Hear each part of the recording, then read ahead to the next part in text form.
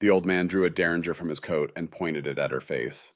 "Step down off that porch," he said calmly. "We are going home." Three things happened at once. The middle brother stepped between her and the gun. The youngest brother fired from the hip. And the eldest brother, the one she had married not 12 minutes ago, stood beside her and did not move at all. She came west with $2 in a letter. She did not know that by noon, three identical mountain men would bleed for her on the porch of a fortress she had not yet learned to call home. This is her story. Stay with me. The mud in Iron Creek was thick enough to swallow a boot hole and mean enough to keep it.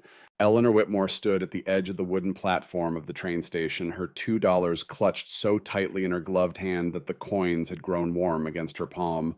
The train that had carried her across half a continent was already wheezing back to life behind her, its whistle a thin and lonesome sound that seemed to mock the vast emptiness ahead. She had imagined this moment for 43 days, ever since she had pressed her wax seal onto a letter she could not unsend. She had imagined a man waiting for her with a wagon and a coat draped over his arm. She had imagined a town with a steeple and a butcher and a woman who might offer her bread and a kind word. Iron Creek had a steeple, it had a butcher, but the woman who came toward her now was not the kind sort. Eleanor was 24 years old and had not eaten in 2 days. Her honey-colored hair had escaped its modest pins during the long hours on the train, and now soft tendrils framed a face gone pale from the altitude. Her cornflower blue eyes, the eyes her late father had said held the whole color of a Boston summer sky, scanned the muddy street for any sign of the man whose letter she carried folded against her heart. She wore a navy blue traveling dress, fitted but tasteful with delicate lace at the cuffs and a small cameo brooch at her throat. The dress was the last thing of value her Aunt Margaret had not yet sold. Eleanor had stitched the cameo into the lining herself the night before she fled because she knew her aunt would search her trunk for it. The trunk was gone, lost somewhere between Chicago and Denver, the porter had told her, with a shrug that suggested he had seen many trunks lost and many young women weeping over them. Eleanor had not wept. She had simply stood very still until the feeling passed. A small heart-shaped face, aristocratic cheekbones, a mouth that had not smiled in many days.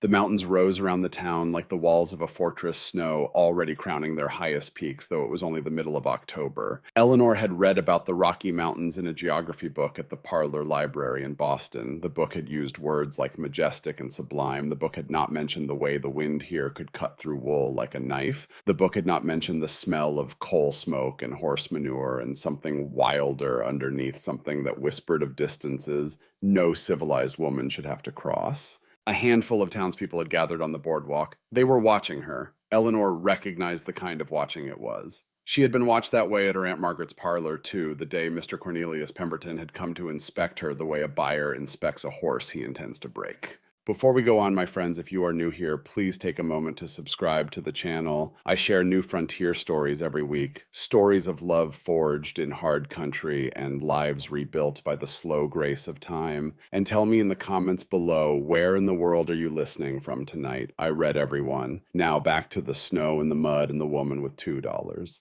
A door slammed open across the street. A heavy-set woman in a stained brown apron strode out onto the boardwalk, hands planted on wide hips, mouth already curled into the sort of smile that has nothing to do with kindness. This was Mrs. Wexler, who ran the only boarding house in Iron Creek, and Mrs. Wexler had seen many young women step off that train, clutching letters from hopeful men. She had also seen most of them step right back on within the week. "You waiting for the Hawthorne men?" the woman called across the street. Her voice carried easily in the thin mountain air. There was no kindness in it. There was something almost like pity, but the kind of pity that enjoys itself. Eleanor turned. She lifted her chin in the way her mother had taught her long ago, before the consumption had taken her mother and then her father and then everything else. "I am," Eleanor said. Her voice was soft, but it did not tremble.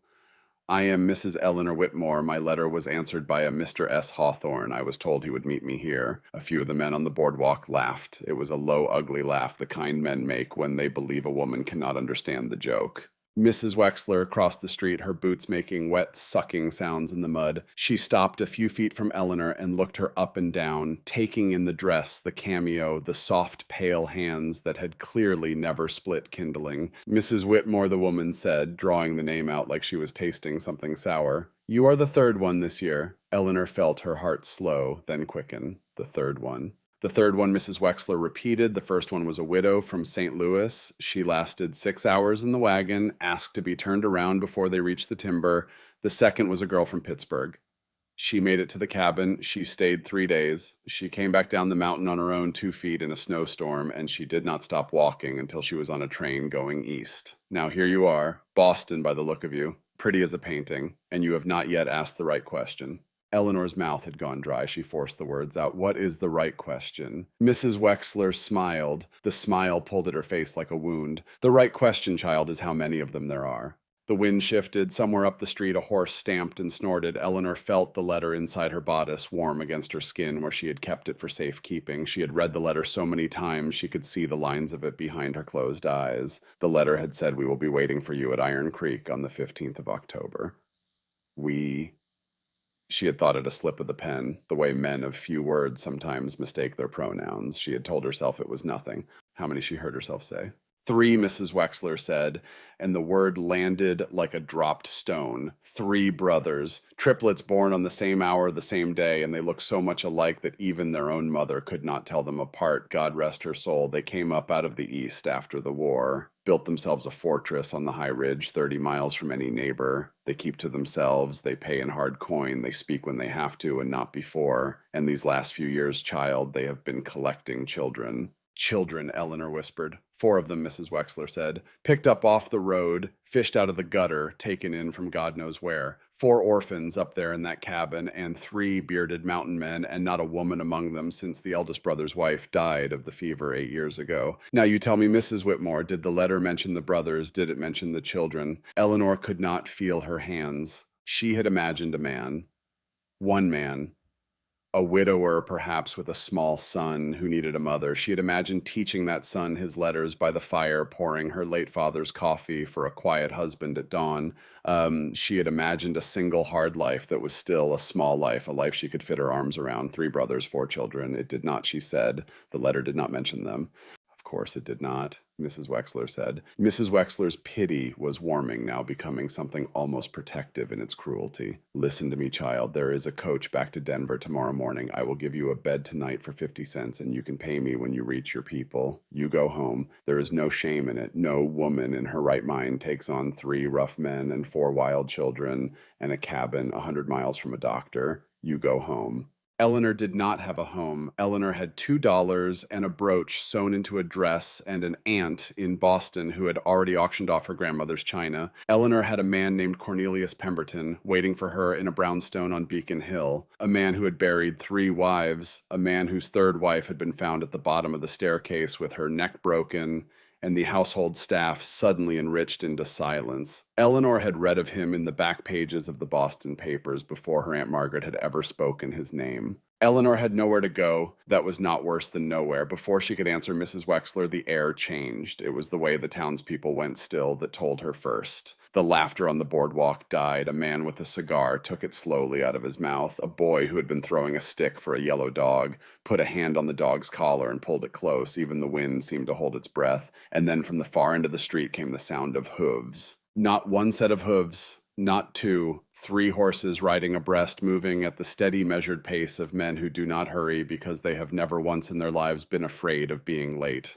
The sound carried up the muddy street like a slow drum beat, and as it came closer, Eleanor saw the townspeople step back from the edge of the boardwalk, drawing their children behind them. Mrs. Wexler herself took a half step away from Eleanor, as if proximity to the new arrivals might soil her. 3 riders, 3 black hats, 3 coats of dark bison hide that hung past their boots, 3 rifles slung across 3 broad backs. They came out of the gray light of the afternoon like figures cut from the same piece of stone, and as they drew nearer, Eleanor understood in a way that no description could have prepared her for that. Mrs. Wexler had spoken plainly. They were the same height, 6 feet and 4 inches if they were a span, the same broad shoulders worked into shape by years of labor and cold, the same dark hair under the same wide-brimmed hats, the same hard set of the jaw, the same weathered tan, the same long, strong hands resting on the same kind of leather rein.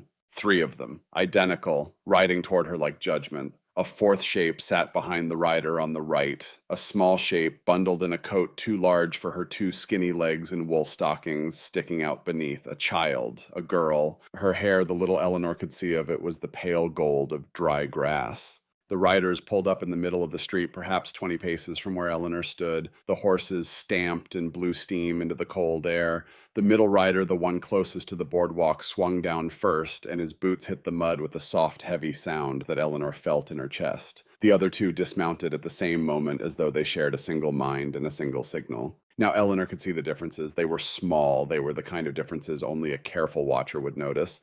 The middle brother, the one who had dismounted first, had a long, pale scar running down his left cheek from the corner of his eye to the line of his beard. The brother to his right had a rope of old burn scar wrapped around his right forearm, where his sleeve had been pushed back to reveal it, the skin shining and tight. The brother to his left had no visible scars, only a small dark mole high on his cheekbone just below his right eye, like a punctuation mark on an otherwise unmarked page. The middle brother, the scar, he was the one who looked at her. His eyes, Eleanor saw, were the color of strong honey held up to a lamp. They were not unkind. They were not kind either. They were the eyes of a man who had been awake for a very long time and had stopped being surprised by anything the world might do to him. He took her in with one slow look from the muddy hem of her travel dress to the loose tendrils of hair around her face, and Eleanor felt herself flush despite the cold. Then the small shape behind the third rider moved. The child swung down, slid off the side of the horse with the easy, practiced motion of a child who had been riding since before she could walk, and landed in the mud with a delighted little splash.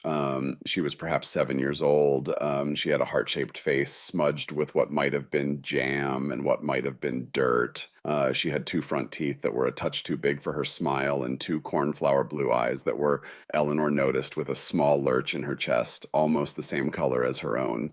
The girl looked at Eleanor, the girl looked at Mrs. Wexler, the girl looked at the men of the town who were watching all of this and saying nothing, and the girl planted her small fists on her hips and shouted in a voice fit for a parade ground, "Do not say it!" Mrs. Wexler had opened her mouth. She closed it. The girl marched across the mud, pulled up short of Eleanor by perhaps 3 feet, and tilted her head all the way back to look up at her. "You are the lady from Boston," the girl announced. Eleanor's voice came out smaller than she meant it to. "I am. I am Adelaide," the girl said with the dignity of a small queen. "Addie, mostly. I am 7. Uncle Silas wrote the letter, but I helped him with the spelling because he gets the I before E rule wrong. Behind the girl, the middle brother, the one with the scar, made a sound that might have been a sigh or might have been the first half of a laugh that he had not let himself finish. I told them Adelaide went on her cornflower eyes fierce now that all the ladies in town said no woman would come for 3 men with 4 babies, and I told them that was a stupid thing for ladies to say because someone would come if they only asked nice enough, and Uncle Silas said the letter was nice, and Uncle Cassius said the letter was too short, and Uncle Ezekiel said it did not matter what the letter said because no one was coming anyway. And I said, she drew herself up. I said someone would come, and she came, so you can all stop saying it now. Ooh. The girl turned and pointed an accusing finger at Mrs. Wexler. "Especially you." Mrs. Wexler made a flustered noise. The men on the boardwalk did not laugh this time. One of them, an older man with a tin star on his vest, stepped down into the mud. He removed his hat in a way that was meant to be polite and was in fact the first courtesy Eleanor had been shown in Iron Creek. "Mrs. Whitmore," the man said, "Sheriff Hollister at your service. Now, I do not mean to interfere in a private matter, but I have been sheriff of this town 12 years, and I have seen enough mail order arrangements gone bad to feel it is my Christian duty to say a word. The Hawthorne brothers are honest men. I will swear to that in any court. But what they are asking of a young woman is not a usual thing. 3 men, 4 children, a ridge so high the snow does not melt off it until June. Boston is a long way to come to find out you do not want to stay." Behind the sheriff, a woman in a stiff gray dress and a pinched gray face had emerged from the offices of what appeared to be the church. Mrs. Pickering. Eleanor could read the name later on a wooden sign. For now, Eleanor only saw the way the woman's mouth worked itself into a shape of moral concern. "It is not decent," Mrs. Pickering said. 3 men and 1 woman in 1 cabin. It is not decent, and it is not Christian, and the welfare society of this county will not stand for it. Those children should be in a proper home with a proper married couple, not on some mountain with 3 bachelors and a stranger. Eleanor felt the world begin to narrow. Her $2, her stolen brooch, her empty stomach. The faces of the townspeople who were not cruel, exactly, only certain that no woman would stay, certain that this was already over, certain that in the morning Eleanor would board the coach back to Denver, and from there back to Boston, and from there into the house of Cornelius Pemberton, and they would all forget her by the spring thaw. She had imagined a man with a wagon. She had imagined a quiet, small life. She had not imagined three identical men standing in a row in the mud, and a child with her own blue eyes shouting at the sky, in a town that had already counted her as the third failure of the year. The middle brother, the one with the scar, stepped forward. He moved like a man who knew exactly how much room he took up in the world. He stopped a respectful distance from Eleanor, 2 arm lengths, and he did not loom. He did something more difficult than that. He made himself small in the only way a man of his size could make himself small. He took off his hat. He held it in both hands in front of him the way a man holds a hat in church or at a funeral. His hair beneath was dark and a little too long, and there was gray in it at the temples. Though he could not have been 40, his honey-colored eyes met hers and stayed there. Mrs. Whitmore, he said, his voice, Lord above his voice, it was low and it was quiet and it had the weight of stone in cold water. Eleanor would remember that voice all her life, and on the day she died in a feather bed surrounded by grandchildren, she would remember that this was the first thing he ever said to her. Mrs. Whitmore, my name is Silas Hawthorne. The man on my right is my brother Cassius. The man on my left is my brother Ezekiel. We are the three of us 38 years old. We are the three of us in good health. We have a good cabin and a good barn and good water and meat in the smokehouse for the winter. We have 4 children ages 15, 7, 4, and 10 months. The eldest we found ourselves. The others were brought to us by people who could not keep them. They are not our blood, but they are our family. He paused. He glanced at his brothers. Cassius gave a small short nod. Ezekiel did the same. 3 identical men, 3 identical nods. It looked, Eleanor thought, like a single man reflected in 3 mirrors. Silas turned back to her. I will not lie to you in front of God and these people. The letter was short. The letter did not say that there were 3 of us. That was my fault. I did not know how to write it in a way that would not frighten a stranger. My brothers and I share a home and a life. We share the work and the children, but only one man would be your husband, and if you stay, that man would be me. My brothers will live in their own quarters. They will treat you as a sister and nothing more. There will be no impropriety. You have my word, and the word of a Hawthorne is not given lightly. Mrs. Pickering made a small, disapproving sound. Sheriff Hollister did not. Silas went on. He spoke to her as though they were the only 2 people in the muddy street, as though the townspeople and his brothers and the small, fierce girl were all only weather, and Eleanor was the one steady thing. I will not ask you to decide this minute. The cabin is 30 miles up. The light is going. There is snow tonight. My brothers and I have business in town, supplies to load, a letter to send to a man in Denver. That will take the better part of an hour. Mrs. Wexler will give you tea and a place to sit. When we are loaded, we will come for you. If by then you have decided that you do not wish to come up the mountain, you will say so, and that is the end of it. I will pay your board at Mrs. Wexler's tonight, and I will pay your fare back to Boston in the morning, and there will be no debt between us. You may keep the dress. You may keep your dignity. You will not owe me a thing. He paused. The wind moved through the pines beyond the town and made a sound like a long, slow breath. But Silas said, and the word fell quiet between them, if you do come up the mountain, Mrs. Whitmore, I would ask one thing. I would ask that you give us the winter. Not your hand. Not yet. Only the winter. Cook in our kitchen. Sleep in your own room. Watch us with the children. Watch us with each other. By spring, if you wish to leave, I will pay your fare to anywhere on this continent. And if you wish to stay, he stopped. His voice almost steadied. Almost. If you wish to stay, then in the spring before God and a proper minister, I will marry you, and not before. Eleanor heard nothing for a moment but the blood in her own ears. A winter.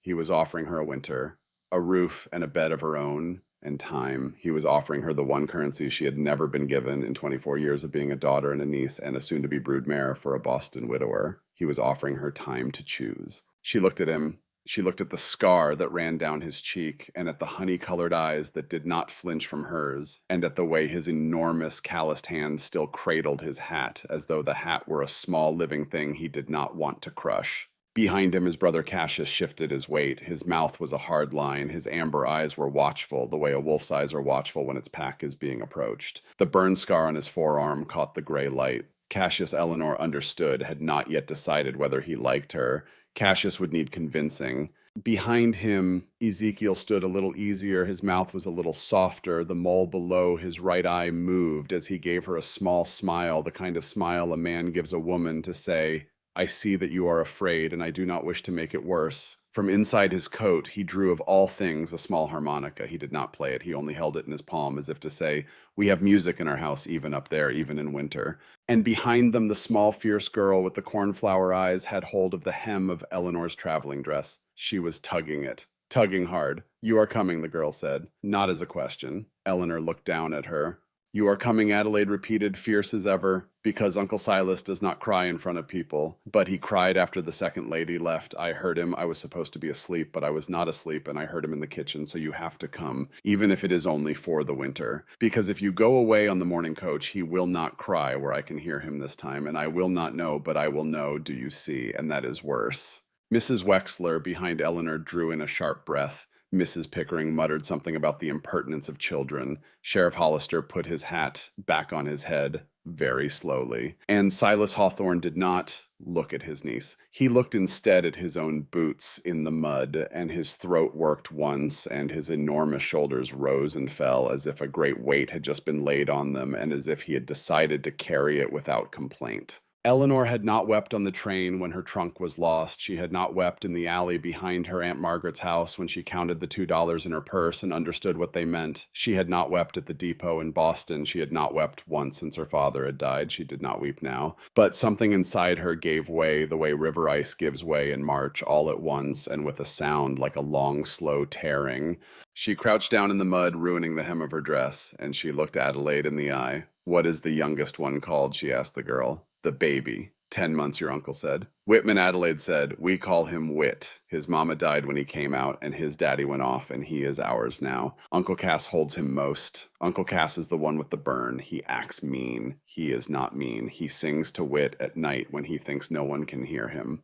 Cassius, the brother with the burn scar, made a sound in his throat that might have been protest or might have been embarrassment. He turned his head sharply away and pretended to examine a piece of harness on his horse. And the 4-year-old Eleanor said, Jasper, Adelaide said, he is sickly. He coughs. We try not to let him get cold, but he gets cold anyway. And the big one is Tobias. Toby. He is 15. He is angry a lot, but he is not really angry. He is sad because his real father drank and his real mother went to Jesus. And now he is afraid Uncle Silas will send him away for being angry, but Uncle Silas would not. Uncle Silas would never. Eleanor heard behind her Mrs. Wexler quietly close the boarding house door from the inside. Mrs. Pickering had retreated to the church steps. The men of Iron Creek had gone back to their business, or pretended to. The sheriff stood alone on the boardwalk with his hat in his hand. Eleanor stood up. The mud had stained her hem to the knees. She did not look down at it. She looked at Silas Hawthorne. She kept her voice steady. Mr. Hawthorne, she said, I will accept your terms. The winter, a room of my own, a house full of children, 3 brothers, I will accept all of it, but I will tell you one thing in front of these witnesses, and you will agree to it, or I will turn around now and take the morning coach. Silas did not move. Yes, ma'am. If by spring I have given you a year of my labor and my care, and I find that I wish to stay, you will not marry me out of duty. You will marry me out of choice, the same choice I am making now. I will not be a contract you signed in a hard winter. Do you understand me, sir? Silas looked up. The colored eyes were very steady now. Mrs. Whitmore, he said, quiet enough that only she could hear it. I have not married out of duty in my life, and I will not start with you. If by spring you wish to stay, it will be because I have asked you to properly on one knee with a ring my brother made and a vow I wrote down myself. And not before. Eleanor felt her hand shake just once, and she stilled it. Then I will come, she said. The wind shifted. The first flakes of snow, fine as ash, began to drift down through the gray sky. Adelaide made a small triumphant sound and ran back to her uncles, who were already turning their horses toward the general store at the end of the street. Cassius scooped the child up and put her on the saddle in front of him with one practiced motion, and as he did, Eleanor saw very briefly his face soften in a way she would not have believed possible from the hard, amber-eyed man of a moment ago. He kissed the top of Adelaide's head. He thought no one was looking. Eleanor was looking. Eleanor would remember. Mrs. Wexler emerged from her boarding house with a frown and a kettle and the grudging announcement that there was tea if Mrs. Whitmore wanted it while she waited. Eleanor accepted. She sat by the window of the boarding house parlor and she watched the 3 Hawthorne brothers move through Iron Creek with the unhurried efficiency of men who had done this 1,000 times. She watched Silas pay the storekeeper in hard coin, counted out one piece at a time. She watched Cassius load sacks of flour and sugar and salt into the wagon bed, and she watched the muscles in his shoulders work under his coat. And she understood in a quiet way that men of this size and this skill did not exist in Boston. Boston bred a different kind of man. Boston bred Cornelius Pemberton. She watched Ezekiel, the quiet one, walk into the small post office with an envelope in his hand. She watched him pause at the door, glance once toward the boarding house window, and lift his hat to her in a small and graceful gesture before going inside. The mole below his right eye creased with a small and not quite shy smile. She watched Adelaide hold the reins of all three horses with the gravity of a small general while the men loaded the wagon. And she watched the snow begin in earnest now, fat, slow flakes falling on Iron Creek, on the mud, on the wagons, on the broad shoulders of the Hawthorne brothers, on her own hand pressed against the cold parlor glass. I will come, she had said. She had not said for how long. She had not said why. She had not said that the alternative was a man in Boston who already had 3 dead wives and was looking for a 4th. She had only said, I will come. And as she watched, she did not know, could not yet know that in Boston, Massachusetts, in a small Western Union office at the back of a grocer's shop, a clerk had 3 days earlier received a telegram from a private inquiry agent in Denver, and that the telegram had borne 3 short lines, subject located, Iron Creek, Colorado territory, awaiting instructions. She did not know that a man named Cornelius Pemberton had, on receipt of the telegram, turned to his manservant and said in a voice that had buried 3 women without breaking, "Prepare my trunk. We leave Friday for the West. The girl is mine, and I will have her back in this life or the next." But Eleanor had survived Boston. Eleanor would survive Iron Creek. Eleanor was about to climb a mountain. Outside the window, Silas Hawthorne finished loading the wagon. He glanced up at the boarding house. His honey eyes found hers through the glass. He did not smile. He only gave her a small nod, a single dip of his hat, the way a man gives a signal to another man across a crowded yard. "Ready," the nod said. "When you are." Eleanor set down her teacup. She rose. She straightened her ruined skirt. Mrs. Wexler stood in the parlor doorway with her arms folded and her mouth tight. "You sure about this, child?" the older woman asked, one last time. "No," Eleanor said. "No, I am not sure of any of it, but I have been sure of the wrong things my whole life, Mrs. Wexler, and they have brought me here, so I think I will try being unsure for a while and see where that takes me." She walked out into the snow. Cassius held the reins of the lead team. His hard mouth set, his eyes already scanning the road up the mountain for trouble. Ezekiel sat on the wagon's tailboard harmonica, back in his pocket, now ready to drop down at the first sign of a stuck wheel. Adelaide had been bundled into a nest of furs in the wagon bed and was already half asleep with her thumb in her mouth, dignity entirely abandoned the moment no one was looking. Silas stood by the wagon's high seat. He did not offer her a hand up. Eleanor understood somehow that this was respect rather than rudeness. She gathered her skirt, she put her foot on the iron step, she climbed up and settled herself on the bench next to him, and the cold of the wood went through her dress like a knife. Silas reached behind the seat. He drew out a heavy bison robe, the fur thick and dark and smelling of cedar smoke and old summers. He laid it across her lap without a word and tucked it around her ankles with hands that should have been clumsy at such a small task, and were not. "Mrs. Whitmore," he said quietly one last time, "there is still time to climb back down." "There is not," Eleanor said, and she meant it in more ways than he could yet know. Silas Hawthorne nodded once. He clucked his tongue. The 4 big draft horses leaned into their harness, and the wagon creaked, and Iron Creek began very slowly to move past them and away. The snow thickened. The pines closed in on either side of the wagon road. The town fell behind, its lamps lit early against the gathering dark, and ahead of them the road climbed and climbed and climbed. Adelaide stirred under her furs and murmured something in her sleep. Ezekiel on the tailboard began very quietly to play his harmonica, a soft, slow tune that Eleanor did not know but would come in time to know better than her own heartbeat. Cassius rode point on his big black horse, his rifle balanced across his knees, his eyes on the timber, and beside her, Silas Hawthorne drove the team in silence, the reins easy in his huge gloved hands, the scar on his cheek catching the last gray light of the day. Eleanor pulled the bison robe tighter around herself. She closed her eyes. For the first time since her father had died, she let herself feel the full weight of how tired she was. Somewhere behind them in Iron Creek, a sheriff named Hollister was already locking up his office for the night and shaking his head over the strange, foolish bravery of a Boston girl who had said yes to a winter on the mountain. Somewhere ahead of them in the timber on a high ridge, 30 miles from any neighbor, 3 small children and a 15-year-old boy were watching the road from a cabin window, waiting to see whether their uncles would come home alone again or whether this third time, the lady from Boston would actually come. Eleanor opened her eyes. The snow was falling harder now. The world was going white. Beside her, the man with the scar held the reins of 4 big horses and the lives of 7 people, and he did not look at her, and he did not need to. She thought very clearly, I have nowhere to go but up. And she thought more quietly, but no less clearly, I am not afraid.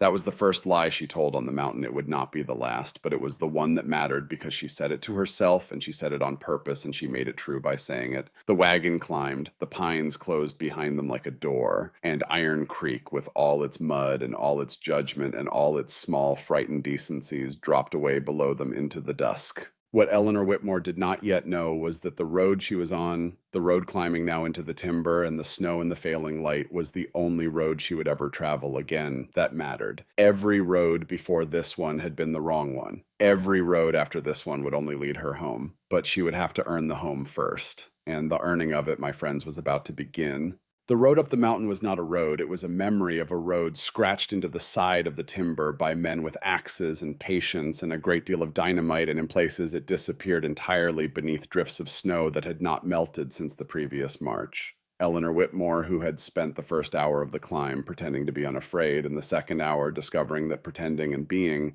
were not in fact the same thing, found herself leaning by the third hour into the warm, solid bulk of Silas Hawthorne's left shoulder because there was nowhere else to lean and because the wagon bench was tilting in ways a wagon bench should not.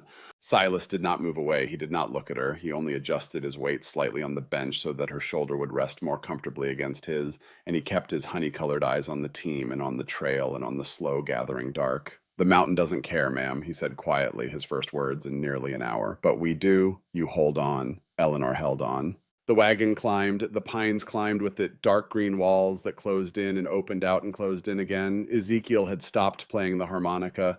Cassius rode point a black silhouette against the white road ahead, his rifle still balanced across his knees, his head turning from side to side with the steady, measured watchfulness of a man who had learned in some war or some other hard place that the moment you stop watching is the moment the world remembers you. When the wagon at last lurched onto a section of frozen road that had iced over from a thaw 2 days prior, the back wheel slipped. The whole world tilted. Eleanor heard her own small sound of fear, and she felt the bison robe slide off her lap, and she felt the wagon bed begin to slide sideways toward a drop that fell away into nothing but pine tops and gray air. Silas did not panic. Silas did not even raise his voice. He simply stood up on the wagon's footboard, wrapped both reins around one enormous gloved fist, and dropped off the side of the wagon onto the snow all in one motion. He did not run. He walked. He walked to the rear of the wagon, planted his boots, set his shoulder against the wheel itself, and pushed. The wagon stopped sliding. Eleanor did not understand at first what she was seeing. A man cannot stop a loaded supply wagon on an icy slope. A man cannot anchor 4 draft horses by simply leaning. Except this man did, and the horses found their footing, and Cassius came thundering back from his point position to lay a hand on the lead horse's bridle and steady the team,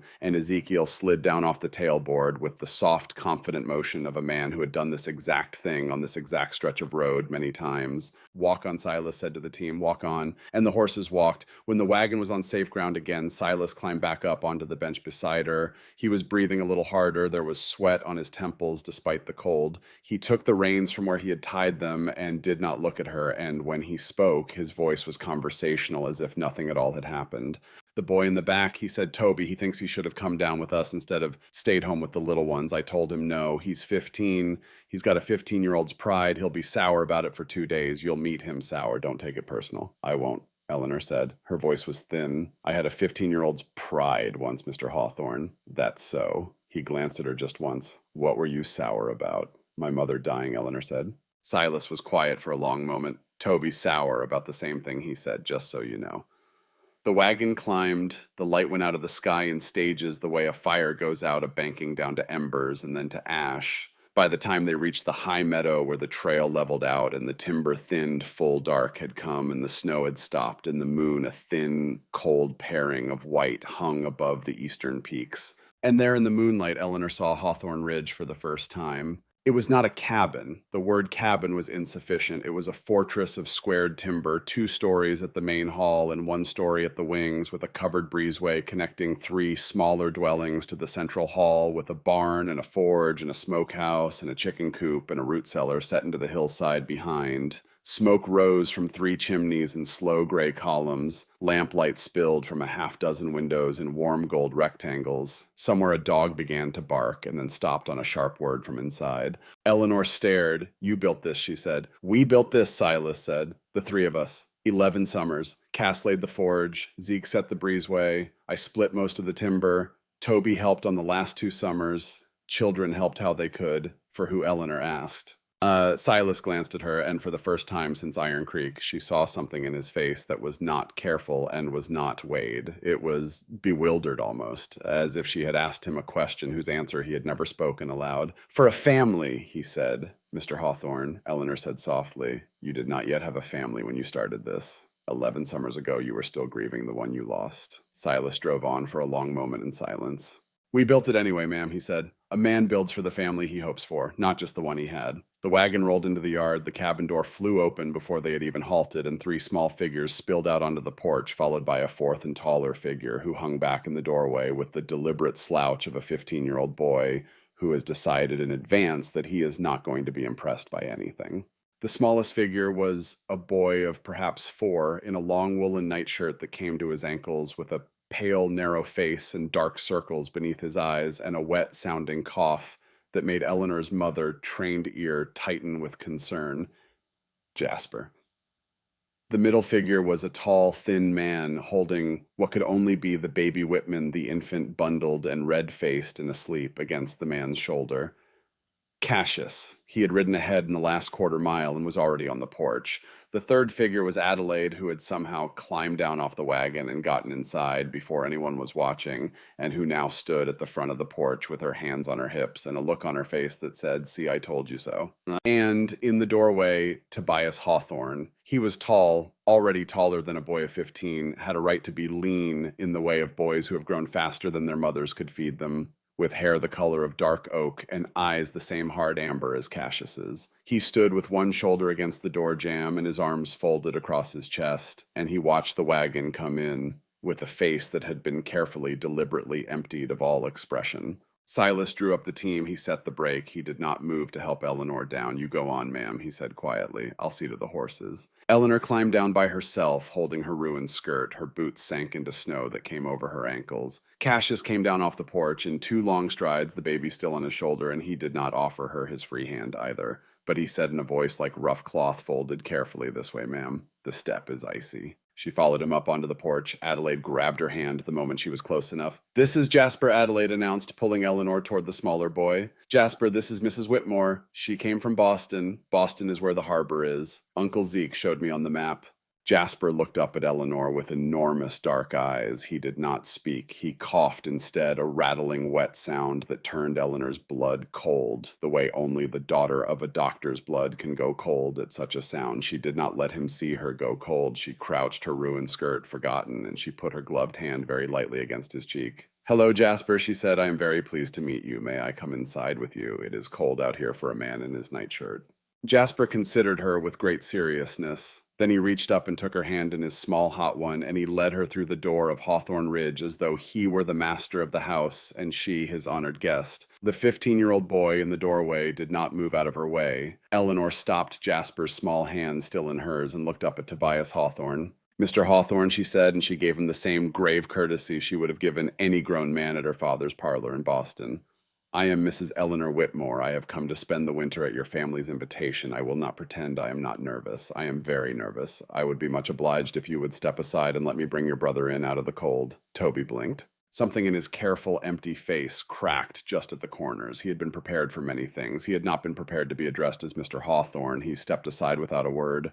Inside the cabin smelled of cedar smoke and venison stew and old leather and something else, something Eleanor could not at first place and only later understood was the smell of a house where men have lived alone for a long time and have done the best they could. There was a long plank table in the main hall, scrubbed pale by years of lye soap. There was an enormous stone hearth at the far end with a fire banked low. There were lamps and pegs on the wall, heavy with coats and rifles racked above the door, and a rocking chair pulled close to the fire with a half-finished pair of small woolen socks abandoned on its seat. The half-finished socks were Eleanor's first lesson in Hawthorne Ridge. Someone in this house, one of these enormous bearded men, had been sitting up at night in the firelight knitting woolen socks for a 4-year-old boy. Eleanor did not yet know which of them she would learn. She fed Jasper a cup of broth from the kettle on the hearth. She let Adelaide chatter at her. She watched Cassius lay the sleeping baby in a cradle by the fire and adjust the blanket with hands that were 3 times the size of the baby's whole head and unimaginably gentle. She watched Ezekiel come in from the barn, having helped Silas with the team, and stop in the doorway, snow on his shoulders, mole creased with that small, not quite shy smile. "You are still here, ma'am," Ezekiel said, soft enough that only she could hear it. "Forgive me. We made small bets in the wagon, the 3 of us, about the 2nd mile, the 5th mile, the 9th mile, about when you would ask us to turn around. I lost my bet. I am very glad I lost." Eleanor felt heat climb into her cheeks. "What did you bet?" she asked. Ezekiel's smile widened a little. "I bet on the 9th mile, ma'am. The other 2 bet earlier." She laughed before she could think to stop herself. It was the first time she had laughed in many weeks. The sound surprised her so much that it almost made her cry. Adelaide, sensing weakness, immediately climbed into her lap. That night, Eleanor was given the room that had been Mary's. Silas showed her the door himself. He did not open it. He stopped in the breezeway with a lamp in his hand, and he did not look at her. "This was my wife's," he said, "and my daughter's. They are gone these 8 years. I have not used the room since. It is yours for as long as you stay. There is a bolt on the inside of the door. You will use it. My brothers and I sleep in the wing on the far side of the breezeway. The children sleep above the main hall. You will not be disturbed at night. If you need anything, you will call out, and one of the children will fetch us. Do not come to our wing. We have agreed on this between ourselves, and we will not break the agreement. Do you understand me, ma'am?" "I understand," Eleanor said softly. Silas nodded once. He set the lamp on a small table inside the door. He stepped back. "Mrs. Whitmore," he said. "Yes, Mr. Hawthorne. Mary's things are in the trunk at the foot of the bed. I do not ask you to keep them or to move them. I only ask if you find a small wooden doll with a painted face." He stopped. He swallowed. "That was Hannah's, my daughter's. She would have been 13 this year. If you find it, please." He could not finish. Eleanor stepped close enough to see his face in the lamplight. The scar on his cheek caught the glow. "Mr. Hawthorne," she said quietly, "I will keep her doll safe." Silas closed his eyes. He did not weep. But she saw the price of not weeping in the line of his jaw and the way his enormous hand tightened on the door frame. "Thank you, ma'am," he said. "Good night." He turned and walked back across the breezeway, and she watched him go, this huge, gentle man who built fortresses for families he did not yet have. And she thought, "I came here for shelter from a Boston widower. I did not know I was coming home." She did not bolt the door that night. She did, however, find the doll. Hannah Hawthorne's wooden doll sat at the bottom of the trunk, carved by a careful father's knife. The painted face faded, but still smiling. Eleanor cradled it in her lap for a long time, sitting on the edge of the bed, and she did not weep either. She set the doll on the small bedside table where she could see it from her pillow, and she lay down at last in Mary Hawthorne's old bed, in Mary Hawthorne's old room on the high ridge, 30 miles from any neighbor, and she fell asleep almost the moment her head touched the pillow. She woke once in the night to the soft sound of a harmonica somewhere across the breezeway playing very quietly, and she understood that Ezekiel was awake and could not sleep, and that the song he was playing was Shenandoah. She had not heard Shenandoah since her father had been alive. She had not known that a frontier harmonica could sound so much like grief. She slept again. The next morning she woke to the smell of burned coffee and the sound of a baby crying. When she came into the main hall in her travel dress because she had nothing else, she found Cassius Hawthorne standing in front of the hearth holding the screaming Whitman in one arm and a tin cup in the other, and looking for the first time since Eleanor had met him like a man at the end of his rope.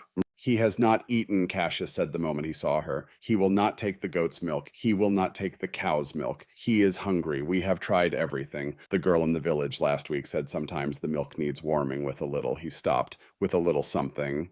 but she would not say what. She was a young girl. She blushed. Eleanor crossed the room. She held out her arms. "May I?" she said. Cassius hesitated only a moment, then he gave her the baby. She had not held a baby in 2 years, not since her cousin's child in Boston, but the body remembered. She tucked Whitman against her shoulder, hummed once low in her throat, and walked him slowly toward the kitchen end of the hall. She looked at the tin cup of cold milk. She looked at the kettle on the fire. She looked at the small earthenware crock on the shelf that had to be honey. "Mr. Hawthorne," she said, "the girl in the village was right. It needs warming, and a half spoon of honey and a pinch of salt. Babies who cannot keep cold milk down can sometimes keep warm milk down. My father was a doctor. He wrote on the matter. Will you let me try?" Cassius did not speak. He simply nodded. She warmed the milk, she added the honey, she added the salt, she tested it on her own wrist the way her father had taught her, and she sat down in the rocking chair by the hearth, and she fed the baby Whitman from a clean cloth dipped in the warmed milk because there was no proper bottle in the house. He took it. He took the second dipping, he took the third. By the fourth, he had stopped crying. By the sixth, he had fallen asleep against her shoulder with milk on his small chin and his small hand wrapped very tightly in the lace at her cuff. When she looked up, all three Hawthorne brothers were standing in the hall watching her. Silas had come in from the barn. Cassius had not moved. Ezekiel had appeared in the breezeway doorway. They stood in a line, three identical tall men with three different scars, and they looked at her and at the sleeping infant against her shoulder, and not one of them said a word. Eleanor said very quietly, "Do not stand there gawping at me, gentlemen. Your bread will burn." They moved.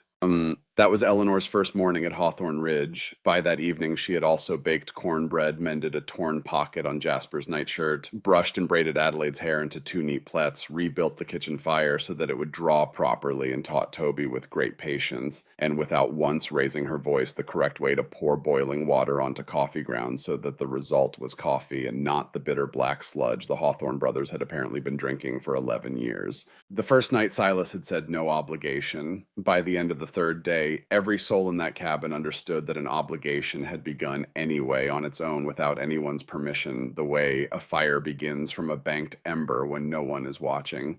The days began to take a shape. Eleanor rose early before the men to start the fire and the bread and the porridge. Cassius, who slept lightest, rose next and would stand silently at the kitchen end of the hall for several minutes with the baby on his shoulder, watching her work before bringing her water from the well or wood from the stack. He did not speak much. He nodded a great deal. Eleanor learned that this was Cassius's way. He showed care by being where care was needed exactly when it was needed and not a moment before. Ezekiel rose later, smiling with stories about whatever the morning weather was doing on the high ridge. He played his harmonica softly while she kneaded dough. He taught her on the third day the difference between the call you used for the milk cow and the call you used for the goats. Mix them up, Mrs. Whitmore, and the goats come for milking and the cow for chasing, and neither situation will end well for anyone. Silas rose, first of all the men before even Eleanor, because Silas was already gone by the time she came into the main hall. He hunted at first light and was back by mid-morning with whatever the mountain had given him. A brace of grouse one day, a young deer the next. Silas spoke perhaps 30 words to Eleanor in the first 10 days, and every single one of them mattered. He taught her in a single quiet 5-minute lesson out behind the smokehouse how to read the difference between a deer track and a wolf track in fresh snow. "Wolf track, Mrs. Whitmore, you come inside the cabin and you do not argue with me about it. Promise me that. I promise, Mr. Hawthorne." Tobias remained sour for 2 days, exactly as Silas had predicted. On the third day, Eleanor handed him a steaming cup of properly made coffee without comment, and he drank it, and he looked at her over the rim of the cup, and he said, "All right, ma'am, all right." It was the closest thing to a welcome a 15-year-old boy could give. Eleanor accepted it with a small, grave nod. By the end of the first week, she had learned the shape of all 4 children. Adelaide, who was small and fierce and read better than most grown men in Iron Creek, and who had appointed herself Eleanor's second in command. Jasper, who coughed in the night and clung to Eleanor's skirt in the day, and seemed slowly to be unfolding from a frightened small thing into a child who would smile if you smiled at him first. Whitman, who had taken to her so completely that Cassius now carried him to her every morning the way one delivers a parcel to its rightful owner. And Tobias, who was sour and proud and clever and very, very afraid, though he would have rather died than admit it.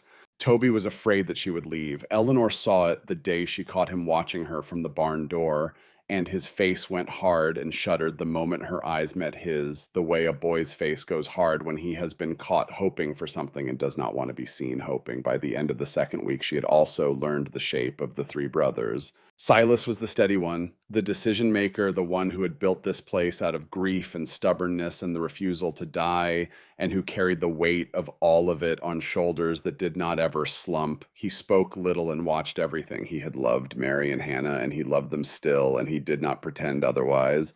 Cassius was the wild one, the one with the burn scar wrapped around his forearm, which Eleanor learned on the 10th day had been earned during the war when a Confederate shell had set fire to a field hospital, and Cassius had carried 6 wounded men out before someone had noticed his sleeve was burning. Cassius was the middle of them by perhaps 20 minutes, the brothers all swore, and Cassius was the one who had never married, never courted, never let any woman closer than the length of a barn. Cassius, Eleanor saw, was the one who held Whitman every night by the fire and sang to him very quietly when he believed everyone was asleep, and Cassius was the one who would in the end be the hardest to convince that she was real. Ezekiel was the quiet one, the musician, the one whose fiancé had died on a stagecoach robbery 7 years earlier and who had not since then looked at any other woman the way a man looks. Ezekiel was the gentlest with Jasper, who needed gentleness most. Ezekiel was the one who on the 12th night found Eleanor weeping silently at the kitchen window after she had fed Whitman, and who did not ask her why. He simply pressed a clean handkerchief into her hand and stood with her in the dark for a few minutes and then went back to bed.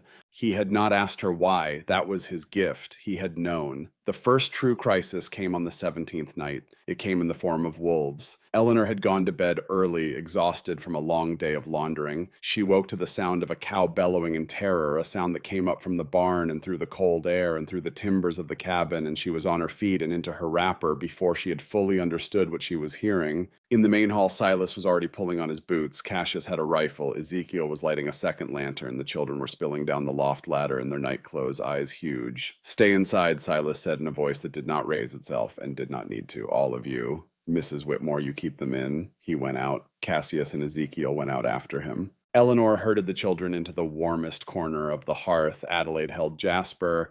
Tobias stood at the window with his face pressed to the glass, his fists clenched at his sides, every line of his body, the line of a 15-year-old boy who knew he should be out there with the men and was not. Eleanor laid her hand very gently on the back of his neck. "Toby," she said, "they need you in here. Whitman is awake. Whitman is afraid. He knows your voice. Will you go to him?"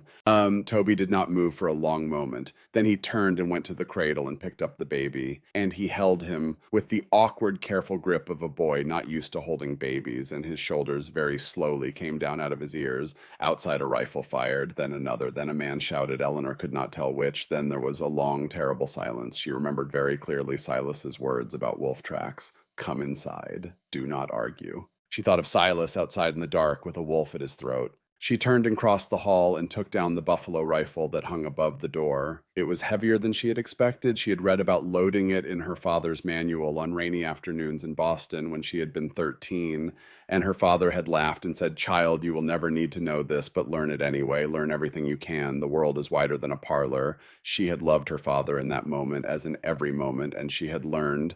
Adelaide stared at her with enormous eyes. "Mrs. Whitmore, I am only going to the porch, Adelaide. I will not go further. Bolt this door behind me. Do you hear me?" "Yes, ma'am."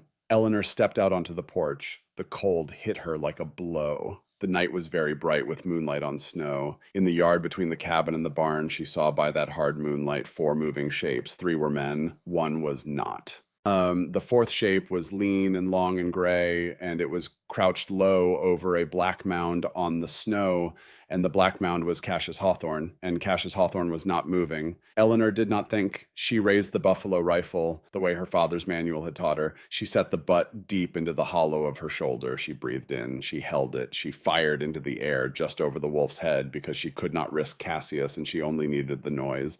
The boom of the rifle cracked across the high ridge like a thunderclap. The wolf bolted. The other shape Silas had been chasing in the timber bolted with it. Then Silas was running across the snow toward Cassius, and Ezekiel was running too, and Eleanor was running in her wrapper and bare feet, the rifle still smoking in her hands, and they reached him together. Cassius was alive. He had been knocked down by a wolf that had come out of a blind angle, and his right shoulder was torn open in 3 deep furrows that were already bleeding through his coat into the snow. He was conscious. He was swearing in a low, steady voice, the like of which Eleanor had never heard in any Boston parlor and would never repeat in one. Inside, Eleanor said, "Now." They got him inside. They laid him on the long plank table. Eleanor sent Tobias for hot water. She sent Adelaide for clean cloths. She sent Ezekiel for the whiskey. She washed her hands twice. She rolled up her sleeves. She looked once at Silas, whose face was the color of ash. "Mr. Hawthorne," she said, "I am the daughter of a doctor. I have read every book in his medical library. I have assisted him on 3 field surgeries during the cholera year in Boston. I can do this, but I need you to hold your brother down, and I need you to trust me. Can you trust me?" Silas looked at her. "Yes, ma'am," he said. She stitched Cassius Hawthorne's shoulder by lamplight, 23 stitches in 3 long furrows with whiskey for both the wound and the patient. Cassius did not cry out once, though his teeth were locked tight enough to crack. When she was done, she packed the shoulder with poultice, wrapped it clean, and gave him a 3rd measure of whiskey and a soft order to sleep. He looked up at her with hard amber eyes that were for the first time not wary at all. "Mrs. Whitmore," he said hoarsely. "Yes, Mr. Hawthorne. You shoot a buffalo rifle awful well for a Boston girl." Eleanor laughed a small broken laugh, and she had to put her hands flat on the table to keep them from shaking. "My father," she said. "He believed a woman should know everything a man knows. He used to say the world is wider than a parlor, Mr. Hawthorne. I think perhaps he was right." Cassius closed his eyes. A small, unmistakable smile pulled at the corner of his hard mouth. "Sister," he said quietly, "welcome home." Eleanor stopped breathing for a moment. It was the first time any of them had used the word. She did not look at Silas. She was afraid, suddenly and absurdly, that if she looked at Silas, she would weep in front of all of them. And she did not weep in front of others, not since the day her father was buried, and she would not start tonight. Silas behind her said nothing, but she felt him step closer. She felt the warmth of his coat at her back. She felt his enormous hand come to rest very briefly and very lightly between her shoulder blades. He did not press. He did not linger. He simply rested his hand there for the space of one breath, and then he took it away, and he said in his quiet rock voice, "You saved my brother's life, Mrs. Whitmore. I will not forget that." Eleanor closed her eyes. "I will not forget it either," she said, and she did not say what she meant, which was, "I will not forget that you touched me very gently between the shoulder blades in front of God and your brothers, and I will not forget the shape of that touch as long as I live."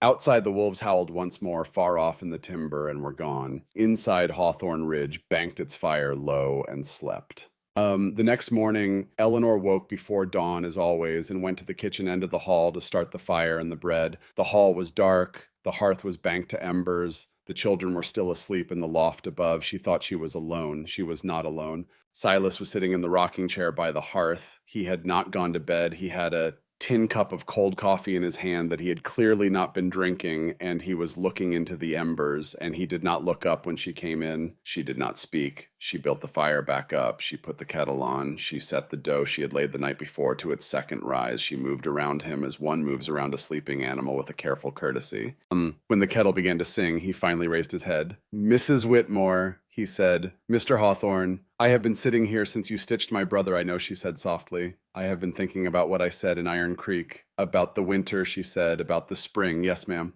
He set the cold coffee on the hearthstones. He stood. He was very tall in the firelight, and the scar on his cheek was a pale line, and his honey-colored eyes were not careful now. They were not weighed. They were only tired and direct and very honest. "I will keep the agreement," he said. "The room is yours. The bolt is yours. The winter is yours. I will not press you. I will not court you. I will not crowd you. My brothers will not crowd you. By spring, if you wish to go, I will pay your fare as promised, and I will not say one word of complaint." Eleanor waited. But Silas said, he stopped, he looked at his own enormous hands, he looked back at her. "But last night, when I heard that rifle fire from the porch, and I knew it was you, and I knew you had come out into the cold for my brother, and you had risked your life, and you were standing there in your wrapper with snow on your bare feet." He paused. His voice did not break, but it thinned. He paused. "Mrs. Whitmore, last night, I knew. I knew, ma'am. And I have been sitting here all night trying to find a way to tell you that does not break our agreement." Eleanor's hands were trembling. She set the kettle down so that she would not drop it.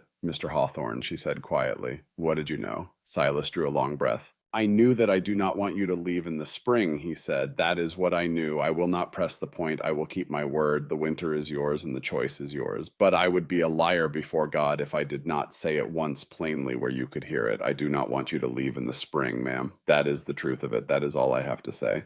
The fire popped, the kettle hissed. Outside, very far off, a single crow called once across the white meadow and was answered by another. Eleanor crossed the small distance between them. She did not touch him. She stopped close enough that he could have touched her if he had broken his agreement, which he did not, because he was Silas Hawthorne and his word was his word.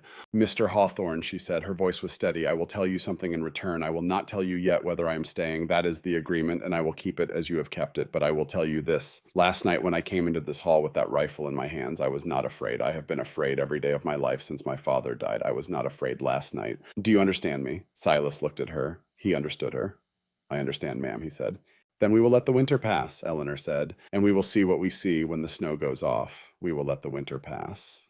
Silas agreed. He picked up his cold coffee. He poured it back into the kettle to warm. He did not look at her again, but the line of his shoulders had eased, and the tiredness was a different tiredness now, and Eleanor thought, watching him in the firelight, that perhaps she had not yet decided to stay, but she had stopped somewhere in the night deciding to leave.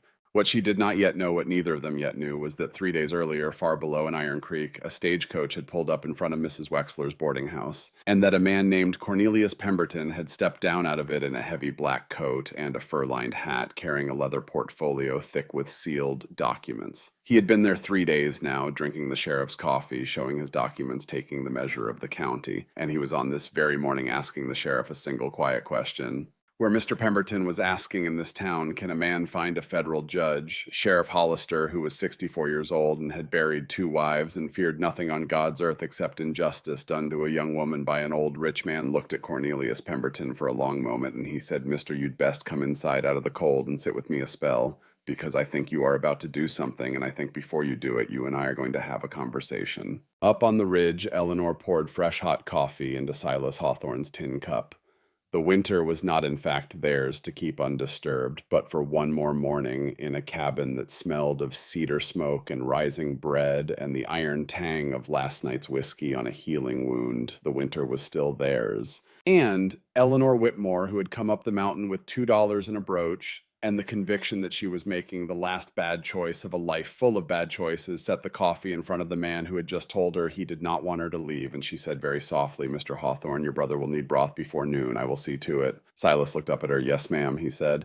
Outside, the sun rose at last over Hawthorne Ridge, white and cold and clean, and somewhere in the distance, Sheriff Hollister was already saddling a chestnut mare for a hard ride up a hard mountain, carrying the warning of a man who had come to take her back. But that, my friends, is a fight for tomorrow. The first sign of trouble came in the form of a horse. It was a chestnut mare lathered to a foam despite the cold, and the rider on her back was Sheriff Hollister himself, 64 years old, and not a man who climbed mountains for amusement. He came up the last switchback at a gait somewhere between a trot and a prayer, and when he reached the level of the yard, he half slid, half dismounted, and he did not even bother to tie the mare. He left her standing, breath steaming in great white clouds, and he came up the porch steps 2 at a time. It was the morning of Eleanor's 24th day at Hawthorne Ridge. She had been at the kitchen end of the hall, kneading the day's bread with Whitman in a sling at her hip, the way Cassius had shown her on the day his shoulder began to itch beneath its bandage, which was a sign her father's manual had said that flesh was knitting back to flesh. Cassius was already up and moving slowly, and he had taken to following Eleanor about the cabin during his recovery the way a tall and silent shadow follows a small bright lamp. He was sitting at the long table now, mending a bridle one-handed, and he was the first to hear the horse. He set down the bridle, he stood, he crossed to the window, his amber eyes narrowed. Silas, he said, his voice was quiet, trouble is coming up. Silas was in the dooryard splitting kindling. He came up onto the porch with his axe still in his hand, and he set it carefully against the wall before he opened the door to Sheriff Hollister, because Silas Hawthorne did not ever greet a man with an axe in his hand. If he could help it, the sheriff did not waste words. Silas, he said. Mrs. Whitmore, I rode up here ahead of trouble, and I rode hard. There is a man come up from Boston 3 days ago. He stepped off the coach. He has been drinking my coffee and showing me documents and taking the measure of this county for 3 days. His name is Cornelius Pemberton. He has hired a federal judge, a man named Crowley out of Denver, and 4 armed deputies, and he is on the road behind me now. He carries a writ of guardianship that he claims gives him legal hold of Mrs. Eleanor Whitmore until her 25th year. He intends, ma'am, to take you back to Boston. Eleanor felt the bread dough go cold under her hands. She looked at Silas. Silas had gone very still, in the way a man goes still who has spent his life learning when to move and when not to. He looked at the sheriff, then he looked at Eleanor, then he looked at his brothers. Cassius had come to the kitchen end of the hall, and Ezekiel had come down from the loft where he had been mending a leak in the roof. And the 3 of them stood in a triangle around her, 3 men of one face, and not one of them said a word. Silas spoke first. How far behind you, Sheriff? 3 hours, Hollister said. Maybe less. They moved slow because of the snow on the lower bend, but they were moving when I left. You came up here at risk to yourself, Silas said. I will not forget it. I am 64 years old, Silas. The sheriff's voice was tired. I have buried 2 wives and 3 friends. I have run this county 12 years. I know an old rich man come west to fetch a young woman against her will when I see one. And I have eaten Mrs. Whitmore's bread, sir, and I have seen what kind of woman she is, and I will tell you plainly, I do not work for Cornelius Pemberton. I work for the people of this county, and Mrs. Whitmore, the moment she stepped off that train, became one of mine. So I came up here to tell you what is coming and to tell you what your options are. Silas nodded once. What are they? Hollister blew out a long breath. The writ is real, he said. Crowley is a real federal judge, though he is not an honest one, and Pemberton has paid him in good coin. As long as Mrs. Whitmore is unmarried, the writ has the force of federal law in this territory. I cannot stop them taking her. If you stand in their way, sir, you will be arrested for obstruction of a federal officer, and your brothers with you, and I will not be able to protect you. Pemberton has been very careful with his paper. Eleanor heard her own breath come quick and shallow. The bread dough was forgotten. Whitman, sensing her tension, made a small sound of protest at her hip, and Cassius crossed the room in 2 strides and lifted the baby out of her sling with his good arm and settled him against his bandaged shoulder without a flinch. Easy, Sister Cassius said quietly. Easy. We are not done yet. Silas was still looking at the sheriff. You said options, he said. That was one. What are the others? Hollister held his eye for a long moment. The writ holds against an unmarried woman, Silas. It does not hold against a married one. Colorado territory is very clear on the matter. A woman who has reached her 21st year and entered into a lawful marriage of her own free will cannot be claimed under a prior guardianship writ. Her husband is her guardian in the eyes of the law. There is no judge in this nation, federal or otherwise, who would overturn that, and Crowley knows it and Pemberton knows it. That is why they are moving fast. They want her under that writ before any vow is spoken. The hall was very quiet. Eleanor felt every one of her own heartbeats very distinct, one after the other. Silas turned slowly and looked at her. Mrs. Whitmore, he said, his voice was rough. I gave you my word. The winter was yours, the spring was yours. I have not pressed you, and I will not press you now. You hear me when I say this. If you wish to go back to Boston, I will fight beside the sheriff to make Pemberton do it lawfully and with dignity. If you wish to take the morning coach to anywhere else on this continent, I will pay the fare, and I will not say a word against it. And if you wish, he stopped. He could not say it. Cassius said it for him. If you wish to be Mrs. Hawthorne by sundown, sister, the wild brother said very quietly, just say so, and we will send for the parson, and the 3 of us will hold this ridge against any federal judge in this nation until the vow is spoken. Ezekiel did not speak. He did not need to. His mole-creased mouth was set in a hard, small line that Eleanor had not seen before, and his hand had already gone to the rifle on the rack above the door, and he was checking the load with the calm, sure motion of a man who had been a soldier once and remembered. Eleanor looked from one brother to the next. 3 identical men, 3 different ways of saying the same thing, 3 different scars. She thought in a single clear instant of the night Silas had told her in the firelight that he did not want her to leave in the spring. She thought of the morning Cassius had called her sister with his shoulder in 23 stitches and his voice rough with whiskey and pain. She thought of Ezekiel pressing a clean handkerchief into her hand at the kitchen window in the dark, and of the harmonica playing Shenandoah at midnight across the breezeway, and of the small wooden doll on her bedside table, and of the bolt on the inside of her door that she had not used in 17 nights.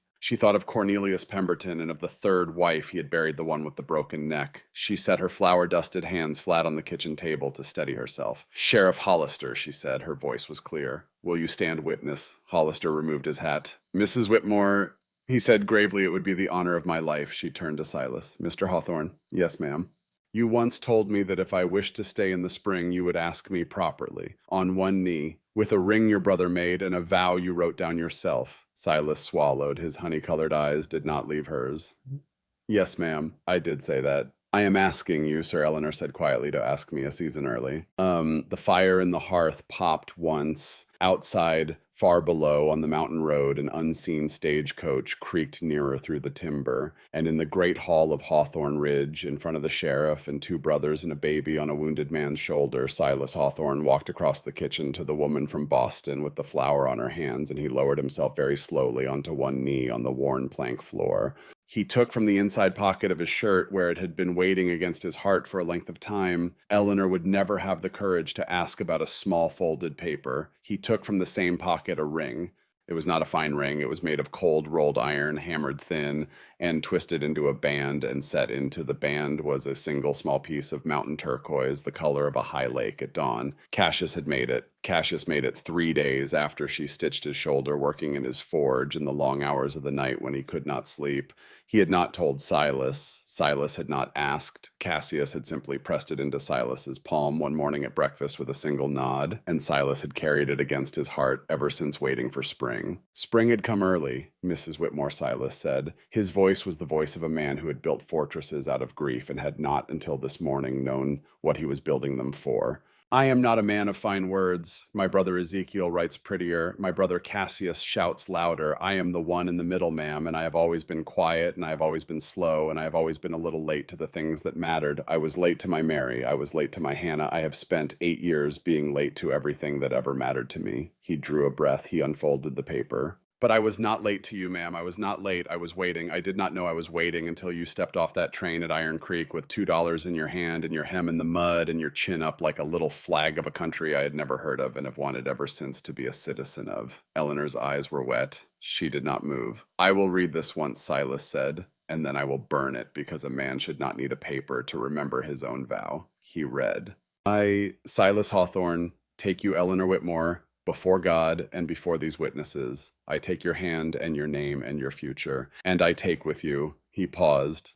His huge calloused finger moved down the page. I take with you Tobias Hawthorne, your son of 15 years, who is angry because he has not yet been loved enough, and whom we will love until the anger goes. I take with you Adelaide Hawthorne, your daughter of 7 years, who is louder than any of us and braver than all of us. I take with you Jasper Hawthorne, your son of 4 years, who is small and sickly and beloved. And I take with you Whitman Hawthorne, your son of 10 months, who came to us motherless and will not by God be motherless again. Eleanor was weeping now. She wept openly and silently, and she did not lift her hand to her face, because if she lifted her hand, she would have to take it from where it rested on the kitchen table, and somehow taking it from the table felt like it would break the moment, and she would not break the moment, not for anything in this world. Silas kept reading very steadily. I promise to feed them, I promise to clothe them, I promise to teach them what little I know, and to find better teachers for what I do not. I promise to love them as my own, because the 4 of them are my own already, and you are the one who has come at last to make us what we have been pretending to be these last 3 years, which is a family. He looked up at her.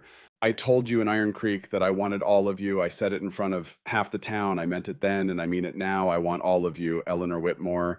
The whole and the broken and the brave and the frightened, the Boston of you and the mountain of you and every part in between. I want every winter you have left and every spring you have left and every summer and every fall. And when the last of them is spent, I want to be buried beside you under a Colorado pine with our names on the same stone and a long dash between them that means we lived, ma'am, and that we lived together. He stopped. He folded the paper. He held up the iron and turquoise ring in his huge fingers. Eleanor Whitmore, he said, will you marry me today? Before this man rides up the mountain. Will you, ma'am? Eleanor did not speak at first. She could not. Her throat had closed. She nodded once. Then she reached out her flour-dusted left hand, and Silas Hawthorne slid the iron ring with the high lake stone onto her finger, and behind her Cassius made a low, rough sound that was almost a laugh and almost a sob, and Ezekiel was already moving toward the door. I will go, Ezekiel said quietly. The old trapper's trail will save us 6 miles. I can have Reverend Ainsworth on this porch in 3 hours if the snow holds. I have done it before in worse weather. Take my horse, Hollister said. He is fresher than yours. Take my coat, Cassius said. It is heavier. Take Whitman's blessing, Adelaide announced, having appeared at the foot of the loft ladder in her nightshirt, because nothing in this house had ever not once escaped her notice. She marched across the hall with great dignity, kissed her Uncle Ezekiel on the chin, and added, You bring the parson back, Uncle Zeke. You bring him back fast. Ezekiel kissed the top of her head and was gone. The next 2 hours moved with the strange double speed of a dream. Eleanor washed her hands, she washed her face, she let Adelaide brush out her honey-colored hair and pin it up in a way the little girl declared was bridal. She put on her one good dress, the navy blue traveling dress, the same dress she had stepped off the train in 24 days earlier, and she pinned the cameo brooch at her throat. Her mother had worn this brooch to her own wedding. Her mother had worn this dress shape to hers. Eleanor had not worn either to anything until today. She thought of her father. She thought he would have liked this man. He would have liked all three of these men. He would have stood at the back of this hall in his old gray coat, and he would have nodded once slowly, and he would have said, "Daughter, you have done well." Tobias appeared at her bedroom door in the only clean white shirt he owned. The boy who had been sour for 2 days when she arrived, who had been afraid all this time that she would leave, stood now in the doorway with red eyes and a stiff jaw, and he said, "Ma'am, may I walk you down? May I be the one to walk you down to him? I have not got a father living. He will not mind." Eleanor went to him. She took his face in both her hands. "Tobias," she said softly, "you will walk me down. There is no other man on this earth I would rather have walked me down. And after today, you will not call me ma'am any longer. Do you understand me?" Toby's mouth trembled. "What will I call you?" "Whatever you can stand to call me," Eleanor said. "Take your time. There is no hurry." He nodded once. He could not speak. He offered her his arm. She took it. Reverend Ainsworth arrived on Hollister's chestnut mare at the head of a trail Eleanor had not known existed, with snow in his white beard and his prayer book wrapped in oilcloth against his chest. He was 70 years old, and his fingers were stiff with cold, and he had to be helped up the porch stairs. But his voice, when he stood by the great hearth with the prayer book open, was the voice of a man who had been marrying frontier couples for 40 years and who had buried half of them himself and who knew in his bones that this one was good. The wedding was small. It was the smallest wedding any of them would ever attend. Tobias walked Eleanor the length of the hall from the breezeway door to the hearth, while Adelaide preceded them with a fistful of dried winter berries because there were no flowers. Jasper held Whitman very seriously, sitting cross-legged on the rug. Cassius stood at Silas's right shoulder as best man. Ezekiel stood at Silas's left, still in his snow-crusted coat harmonica in his pocket, having ridden 18 miles in 3 hours and not yet sat down. Sheriff Hollister stood as legal witness with his hat off and his hand on his heart. The Reverend spoke the old words. Silas spoke his vow, the one he had read aloud once already and had then folded back into his pocket because a man should not need a paper, and he spoke it now without the paper, exactly the same. Eleanor spoke hers. She had not written one. She did not need one. She said, Eleanor Whitmore, take you, Silas Hawthorne. I take your hand and your name and your 4 children and your 2 brothers and your mountain and your fortress and your scar. I take all of you. I have wanted all of you since the morning I held your youngest at the hearth, and you stood in this hall and did not have words. I have words enough for both of us, Mr. Hawthorne. I will use them carefully. I will use them for you. The Reverend Ainsworth pronounced them man and wife. Silas leaned down. He kissed her very lightly with a courtesy that startled her into stillness on the corner of her mouth. His beard was rough. His mouth was warm. The whole kiss took perhaps 2 seconds, and Eleanor would remember it her whole life. Adelaide cheered. Jasper coughed. Whitman, for reasons known only to babies, began to laugh. Cassius signed the register with his good hand, his mouth in a hard line that was on closer inspection the line of a man trying not to grin. Ezekiel signed after him. Hollister signed after them both. Reverend Ainsworth pressed the seal of the territory into hot wax and pressed the wax onto the page, and the marriage of Silas Hawthorne and Eleanor Whitmore was in the eyes of God and the eyes of Colorado territory complete. It was complete by perhaps 15 minutes. The federal procession came up the last bend of the road into the dooryard at noon. Cornelius Pemberton stepped down from the lead sleigh first. He was 60 years old. He was perhaps 5 feet 8 inches in tall boots. He wore a black coat with a fur collar that had cost more than the entire Hawthorne barn, and he carried his leather portfolio under his arm with the easy confidence of a man who had spent a lifetime arriving in places with documents and leaving with what he had come for. Behind him came Judge Crowley in a black coat of his own with a face like a ledger and eyes that did not ever settle. Behind them came 4 armed deputies. Silas Hawthorne stepped out onto the porch of his fortress. He was wearing his only clean white shirt. His honey-colored eyes were calm. He had a wedding band of plain cold iron on his right hand made by his brother that morning to match the one on his wife's left hand, and he had no rifle because Eleanor had asked him not to carry one, and he had agreed. Cassius and Ezekiel came out to flank him. They did carry rifles. Eleanor had not asked them. "Mr. Pemberton," Silas said, his voice carried easily across the cold air. "State your business, sir, on my land." Pemberton smiled. It was a small, thin smile. It did not reach his eyes. Mr. Hawthorne, he said, I am here on the authority of a federal writ of guardianship signed by Judge Crowley standing at my shoulder and concerning the person of Miss Eleanor Whitmore, who is bound by prior contract to my household until her 25th year. I am informed by your sheriff that she is residing here. I will trouble you only briefly. I require her to be produced. I require her trunk to be loaded into my sleigh. I require a signed acknowledgement from you that you have not in any way interfered with the lawful execution of the writ. Once these things are done, I will be on my way. Silas did not speak. Eleanor stepped out onto the porch beside him. She had taken his arm. The iron ring with the high lake turquoise was on the third finger of her left hand in plain view, catching the cold mountain light. Mr. Pemberton, she said. Pemberton's eyes flicked to her, then to her hand, then back to her face. Something in his face changed. Mr. Pemberton, Eleanor said again, there is no Miss Eleanor Whitmore on this porch. There is Mrs. Eleanor Hawthorne. I was married, sir, in the great hall of this house at 15 minutes past 11 this morning by the Reverend Mr. Ainsworth of the Iron Creek Methodist Church in the presence of the sheriff of this county. The signed register is on the table behind me. Judge Crowley may inspect it at his leisure. The yard was very quiet. Pemberton's smile thinned to almost nothing. Crowley. The judge stepped forward. He held out his gloved hand for the register. Hollister, who had come out onto the porch behind Eleanor, brought it to him. Crowley read it. He read it twice. He closed it. He looked at Pemberton. Cornelius, he said quietly, the marriage is in order. The writ is void. Colorado territory is very clear. I will not stake my bench on a contest I cannot win. Pemberton did not raise his voice. He never raised his voice. That was, Eleanor knew the worst thing about him. The first wife, the second wife, the third wife at the bottom of the stairs. He had not raised his voice once. He simply very smoothly drew a small Derringer pistol from the inside pocket of his coat. He pointed it at Eleanor. Mrs. Hawthorne, he said calmly, step down off that porch. We are going home. 3 things happened at once. Cassius Hawthorne moved. He moved with all the speed of a man who had been a soldier in his youth and a frontiersman in his manhood and who had spent the past week healing from a wolf attack and who in this moment did not feel his shoulder at all. He stepped between Eleanor and the gun. He did not shoot Pemberton. He did not shout. He simply put his own body, all 6 feet 4 inches of it, in the path of the bullet.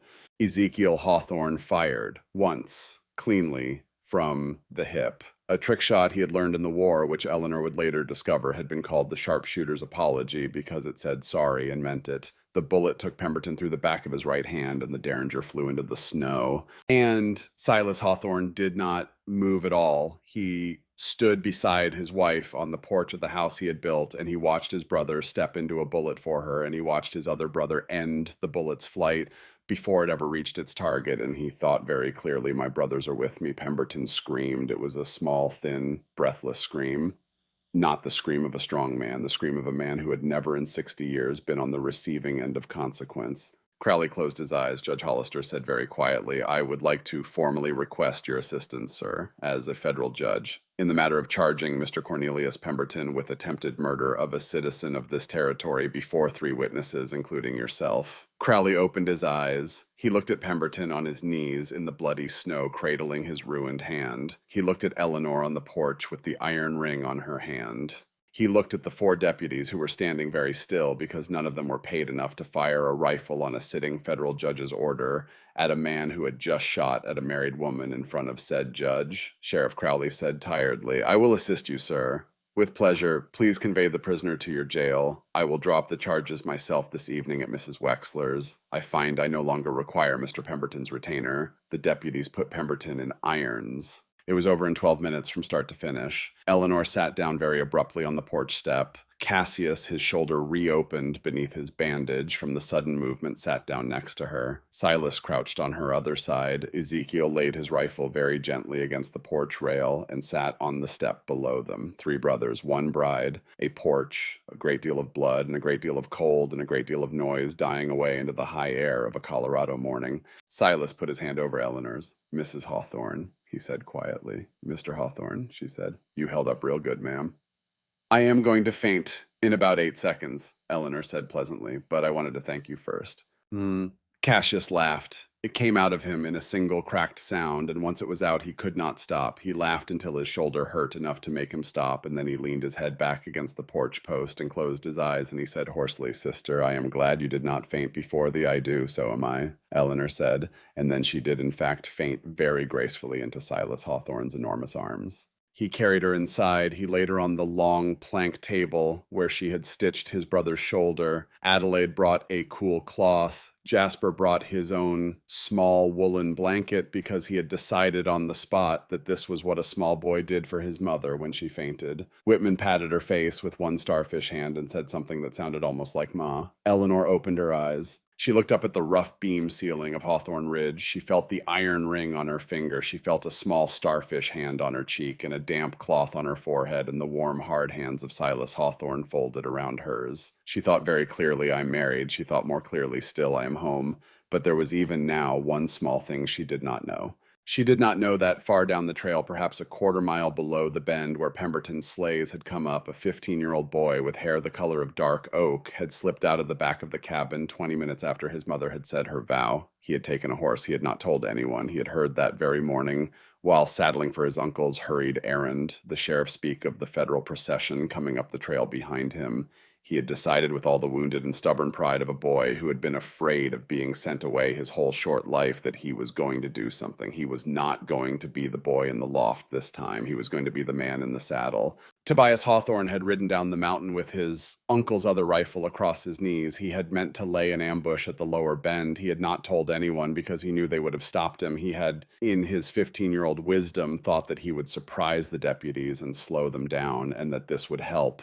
By the time he had reached the lower bend, the procession had already passed him. By the time he had turned his horse around to follow it, the procession was already 3 switchbacks above him on the road beyond his ability to catch. Tobias had stopped his horse on the lower bend. He had sat very still in the saddle. He had understood all at once that his attempt at being a man had been useless, that he had ridden out for nothing, that his mother, his new mother, the woman who had walked down a hall on his arm only that morning, was at this moment alone on a porch with a federal judge and a man with a writ, and he, Tobias Hawthorne, had not been there to stand between them. And then on the lower bend, in the cold and the snow and the failing wind, Tobias Hawthorne had done something he had not done since the day his real mother had died. He had wept. He had wept sitting on a horse in the middle of an empty mountain road with a rifle across his knees and the federal procession out of his reach above him, and he had thought, "I have failed her, I have failed her, I have failed her." He had turned his horse for home. He had ridden back slowly because there was no longer any reason to ride fast. He arrived at Hawthorne Ridge an hour after Eleanor had fainted. He came up the porch step expecting to find his uncles arrested, his mother gone, the cabin emptied. He came up expecting the worst of all possible afternoons. He had practiced on the slow ride back what he would say when he saw his Uncle Silas. He had practiced begging forgiveness. He had practiced offering to leave. He had decided on the slow ride back that he was not worthy to live in this house. He pushed open the door of the great hall. Inside, he found his mother sitting at the long plank table with a cup of tea in her hand and a cool cloth on her forehead. He found his Uncle Silas sitting beside her, holding her other hand. He found his Uncle Cassius with his shoulder freshly rebandaged and a small, pleased smile on his face. He found his Uncle Ezekiel playing a slow, soft tune on the harmonica by the hearth. He found Adelaide and Jasper and Whitman piled in a heap on the rug like a litter of sleeping puppies. He found Sheriff Hollister and Reverend Ainsworth at the kitchen end of the hall, eating bread and venison stew with the wedding register open between them and a small jar of sealing wax cooling on the table.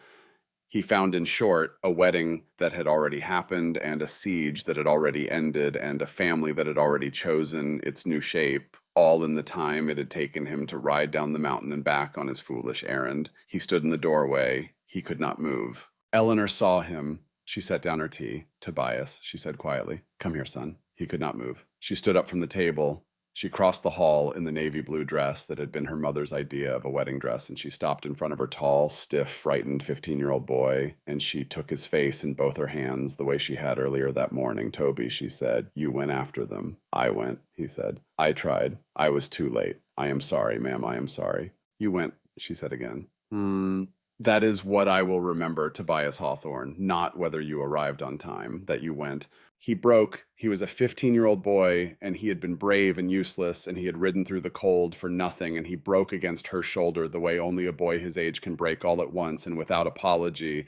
And Eleanor held him while he wept, and she said over and over very softly into his hair, "You are mine, Toby. You are mine. You are mine. You went and you came back and you are mine." Across the hall, Silas Hawthorne watched his wife hold his oldest boy, and he did not move from his chair because there are some moments a husband does not interrupt. Cassius Hawthorne watched his shoulder bleed slightly through fresh white linen, and he thought, "I am going to spoil that boy something awful from this day forward, and I am going to teach him to shoe a horse, and I am going to teach him to forge a hinge, and I am going to teach him there is nothing he can do that will get him sent away from this house." Ezekiel Hawthorne played very softly a slow old tune that none of them recognized because he was making it up as he played, and the tune was the tune of a family arriving at last at the shape it had been trying to be for 3 long years. Outside, the deputies finished loading Cornelius Pemberton into the sleigh, his ruined hand wrapped in a blood-soaked rag, his face the color of old paper. Judge Crowley climbed in beside him without a word. Sheriff Hollister, who had eaten 3 helpings of stew and 1 of bread, and who had pronounced both excellent, came out, at last settled his hat onto his head and looked back at the porch. "Mrs. Hawthorne," he said.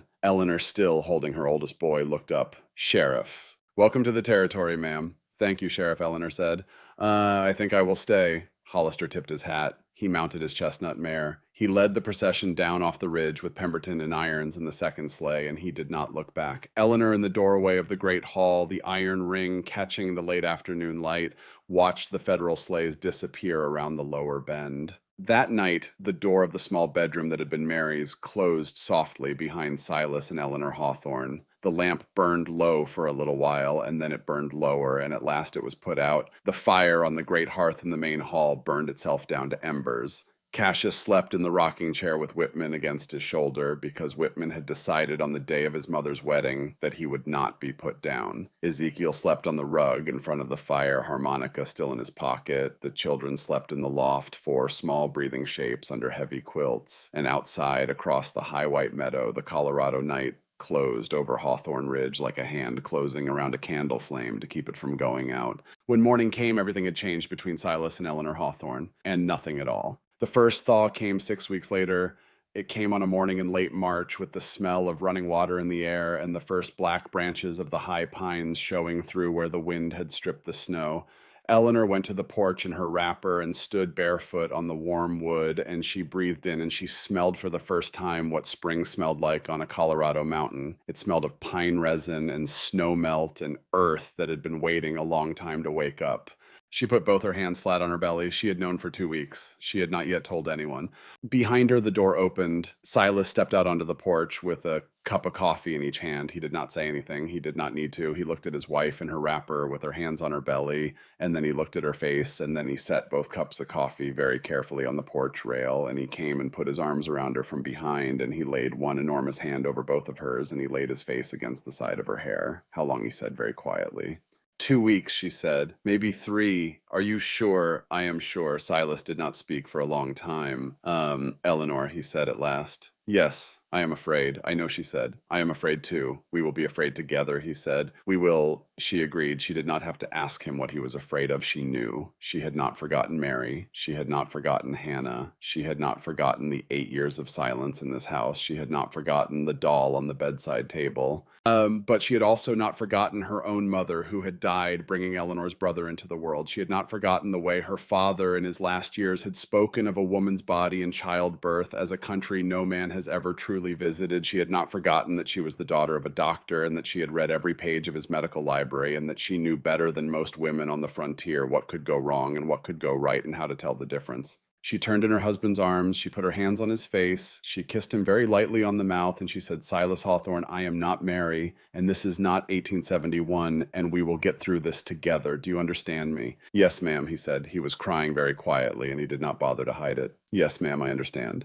She told the brothers that evening. Cassius dropped a tin plate. Ezekiel sat down very suddenly on the long bench. Adelaide, who had been listening from the loft, because Adelaide always listened from the loft, came down the ladder backward in her nightshirt and announced that the baby would be a girl and that her name was going to be Mary because that was only proper. And Eleanor looked at Silas and Silas looked at Eleanor, and neither of them argued with her. The baby came in late November, 9 months after the thaw, in a winter storm that pinned the cabin shut for 2 days. Old Marta Lindquist, who was the closest thing to a midwife in 300 miles, and who had come up the mountain on Cassius's wagon 4 days before the storm because Eleanor had insisted, sat with her through the long labor. Silas held her hand. Cassius paced in the kitchen and split enough kindling for a year. Ezekiel played the harmonica very quietly in the breezeway because he could not stand to do nothing. Tobias kept the children fed and the fire stoked, and his face very calm because he was 16 now and he was the man of the house when the men of the house were busy. The baby was a girl. She came into the world with a strong cry and a head full of dark hair and eyes that would in a few weeks settle into the cornflower blue of her mother's. Old Marta laid her in Eleanor's arms. Mary Adelaide announced from the doorway, vindicated. Mary Hope Hawthorne Silas said, quietly, Mary for the one who came before, hope for the one who came after. Eleanor kissed the top of her daughter's small, dark head. She looked up at her husband. Silas Hawthorne, she said, I think we are going to be all right. Yes, ma'am, Silas said. I think we are. The years began to pass. In the spring of 1881, Eleanor opened a small clinic at Hawthorne Ridge. It was Cassius who built her the cabinet for her father's medical books, which she had finally written for and which had arrived from Boston in a single iron-banded crate, and which she now had in proper order on the shelf where her father had wanted them all along. It was Ezekiel who built her the table where she could examine patients. It was Silas who rode down to Iron Creek and told the town in plain words that his wife had been a doctor's daughter and a doctor's apprentice, and that she would treat any soul on this mountain who needed treating in exchange for whatever they could pay, or for nothing at all if they had nothing at all. Mrs. Pickering of the Welfare Society, who had once stood in the muddy street of Iron Creek and said this is not decent and is not Christian, was the first to come up the mountain. Her grandson had been thrown by a horse and had a leg that was setting badly. Eleanor reset the leg. The boy would walk normally for the rest of his life. Mrs. Pickering came down off the mountain with a basket of empty jam jars she had brought up as a payment, and a face that had been changed by what she had seen in that little clinic. And she went into Mrs. Wexler's boarding house, and she sat down at the long table, and she said very quietly to anyone who would listen, I was wrong about that woman. I was wrong about all of them, and I will say so as long as I live. In the summer of 1881, Cassius Hawthorne courted a young widow from Iron Creek named Verity Bellamy. She was 26 with 2 children of her own, and a face like a careful statement, and a laugh like a creek breaking up at the spring thaw. Cassius had not in his entire 40 years courted anyone. He went about it like a man learning a new trade. He brought her wildflowers that he had ridden 11 miles to pick. He brought her a fish that he had caught with his own hands and cleaned with his own knife. He brought her on the day he asked her father for permission a small iron horseshoe he had hammered out himself and inscribed on the inside of the curve with the words for luck but mostly for love. Verity said yes. They were married in October. She moved up the mountain with her 2 children, and the cabin was extended again, a new wing built off the breezeway, and the population of Hawthorne Ridge swelled to 12. In the spring of 1882, Eleanor and Silas had their second child, a boy whom they named Theodore Whitmore Hawthorne after Eleanor's father. Theo was a quiet baby with steady, honey-colored eyes that were unmistakably his father's, and he was Silas's favorite shadow from the day he learned to walk, and the sight of an enormous bearded mountain man crossing a meadow with a tiny boy hanging onto 2 of his fingers became, in those years, one of the regular sights of Hawthorne Ridge. In 1884, Ezekiel Hawthorne, who had not so much as looked at a woman since his fiancée had died on a stagecoach robbery 7 years earlier,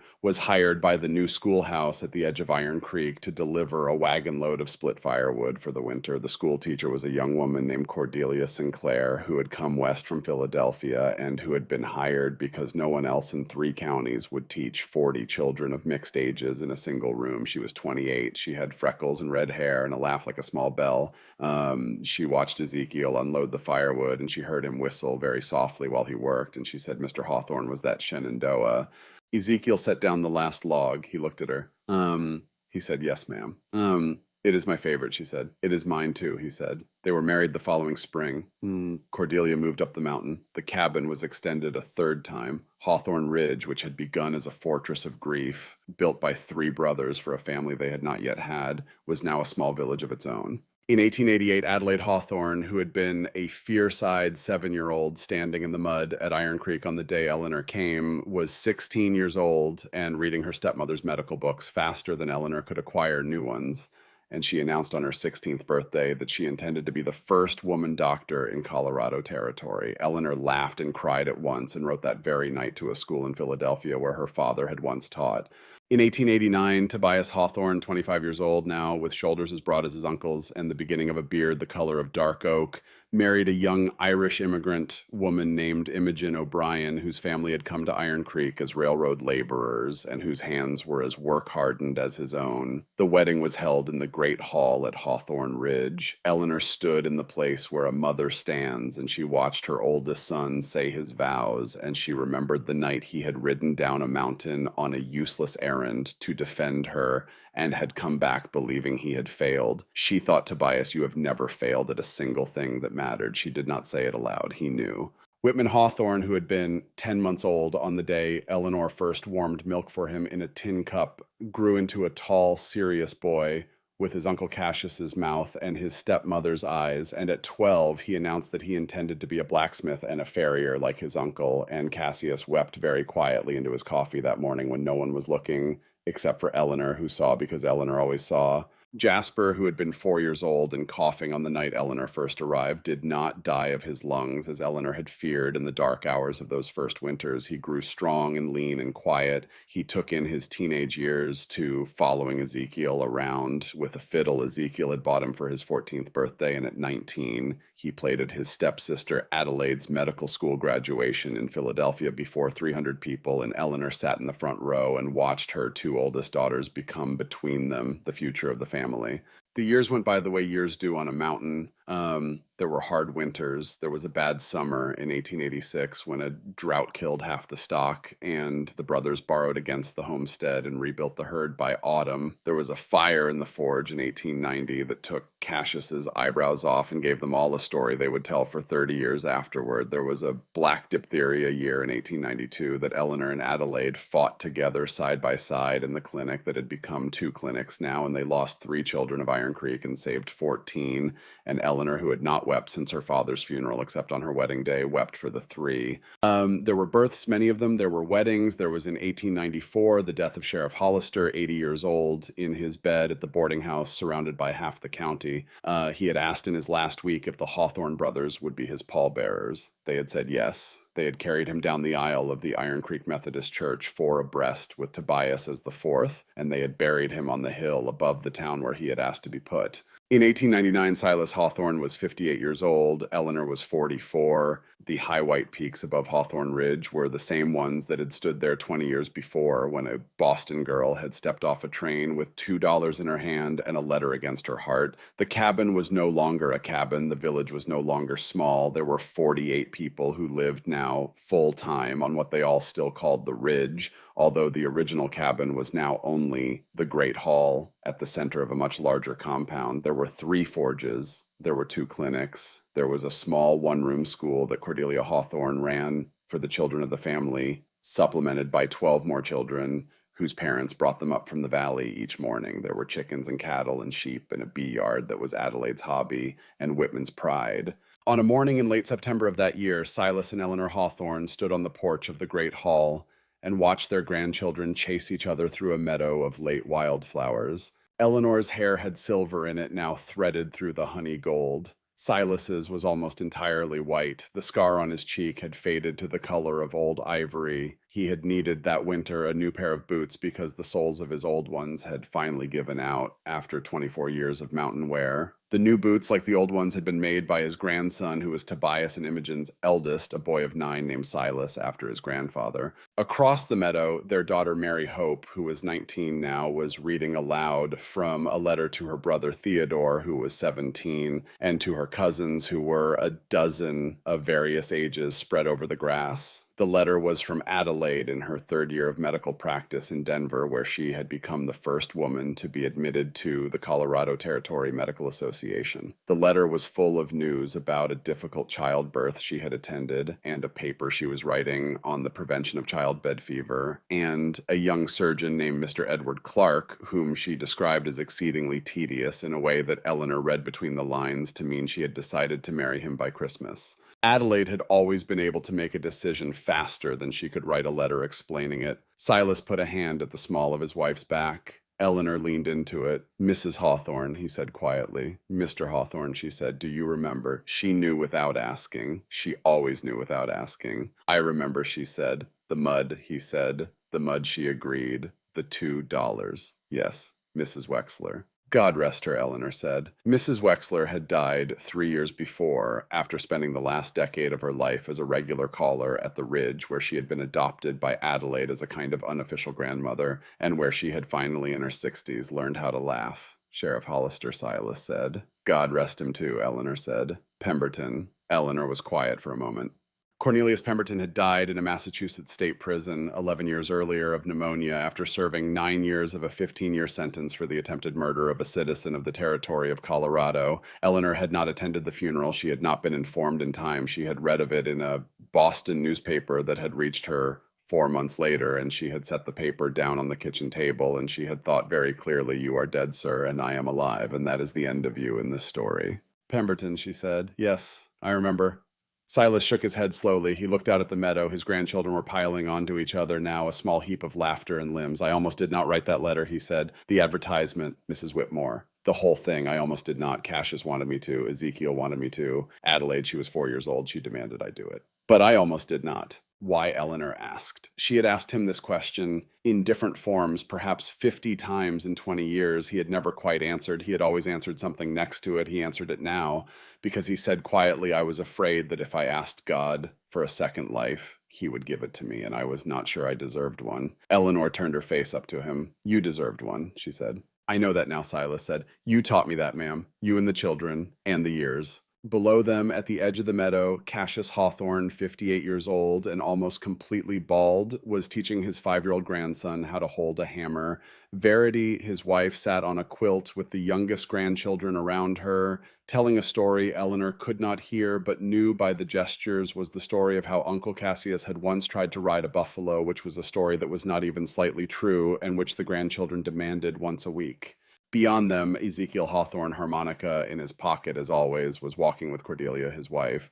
They were not young anymore. They held hands. They had, in their 14 years of marriage, never once been seen apart on the Ridge if they could help it.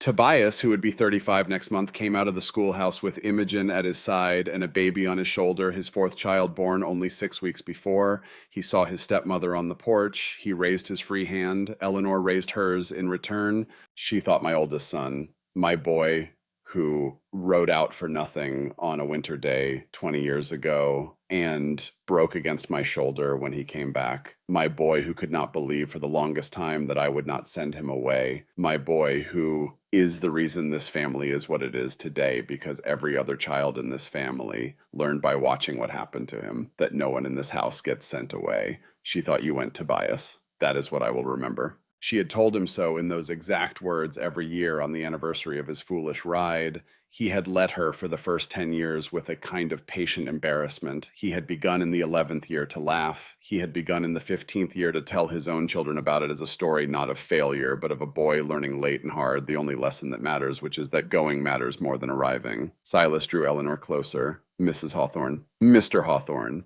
Are you sorry? He asked very quietly. After all of it. After all the years and the hard winters and the boys and the bullets and the fevers and the fires. Are you sorry, ma'am, that you came up the mountain? Eleanor did not answer at first. She watched her grandchildren in the wildflowers. She watched her sons at work. She watched her sisters-in-law on their quilt and her daughter-in-law in the doorway. She watched the smoke rising from 3 chimneys against the blue of a Colorado September sky. She thought of a girl in a navy blue dress in the mud at Iron Creek, 24 years old, $2 in her hand, no home in any direction. She thought of a man in a black hat who had stepped down off a horse and taken off his hat and made himself small in the only way a man of his size could make himself small, and had said her name as if her name were something fragile he had been entrusted with. She thought the only thing I am sorry for is that I did not come sooner. But she had said that to him many times before. She did not say it again. She said something else instead, something she had thought 1,000 times and had never until this morning found exactly the right way to say. Silas, she said. Yes, ma'am. You once told me on this porch that you wanted to be buried beside me under a Colorado pine with our names on the same stone and a long dash between them that means we live together. Yes, ma'am.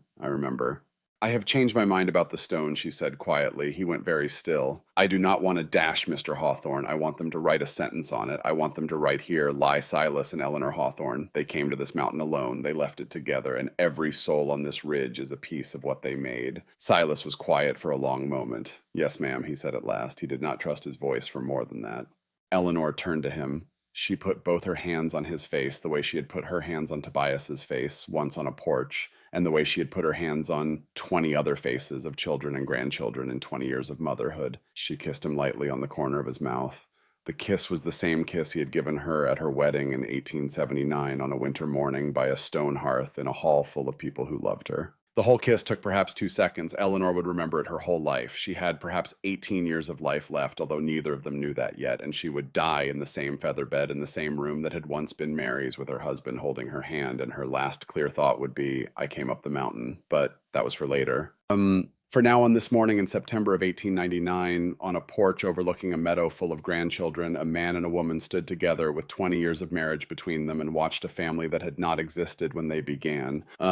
Below in the meadow, Adelaide's letter was passed to Mary Hope, who began to read it again from the beginning because the children had demanded it. Cassius's grandson finally got the hammer right and drove the nail straight on the first true blow, and Cassius let out a whoop that startled the chickens. Ezekiel began very softly to play his harmonica. The tune was Shenandoah. It was always Shenandoah eventually. Up on the porch, Silas Hawthorne put his arm around his wife. We did we not, ma'am? We did, Mr. Hawthorne. We made a family. We made a family. And the mountain. The mountain helped, Eleanor said. It taught us how. But we did the building. The mountain only held the boards. Silas laughed. It was a soft, unhurried laugh, the laugh of a man who had earned every laugh he ever had. Mrs. Hawthorne, he said. Yes. I want all of you, he said. All of you. Every winter you have left, and every spring you have left. Every laugh and every weeping, every quiet morning and every long, noisy supper. Every doctoring you have done and every doctoring you have left to do. Every grandchild and every great-grandchild we are going to have. I want all of you, ma'am. The same as the day I said it in the mud at Iron Creek. The same as forever. Eleanor leaned her head against his chest. You have all of me, she said softly. You have had all of me, sir, since the morning I held your youngest at the hearth and you stood in this hall and did not have words. I have all of you too.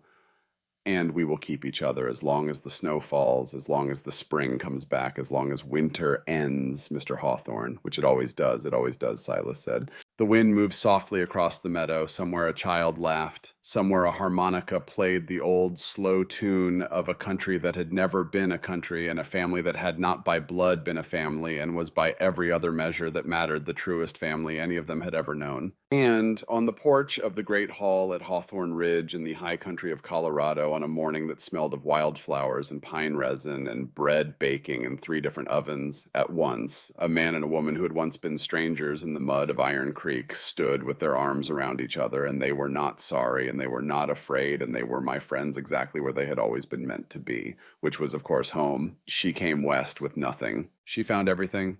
That my friends is the story. It is not the only one I will tell you. There will be others. There will always be others, because the frontier, like a good marriage, is a country full of stories that have not yet been told. But this one was Eleanor and Silas Hawthorne. This one was Cassius and Ezekiel and Tobias and Adelaide and Jasper and Whitman. This one was Reverend Ainsworth and Sheriff Hollister and old Marta Lindquist and Mrs. Pickering, who learned to be wrong out loud, and Mrs. Wexler, who learned to laugh. And this one was a mountain and a winter and a wedding band of cold rolled iron with a single small piece of mountain turquoise, the color of a high lake at dawn. Thank you for listening tonight. If this story warmed your heart the way a good fire warms a cold cabin, hit that like button. Subscribe so you do not miss the next one. And tell me in the comments below where in the world you were listening from. Sleep well, my friends. The fire is banked, the door is shut, winter always ends, and spring always comes. Good night.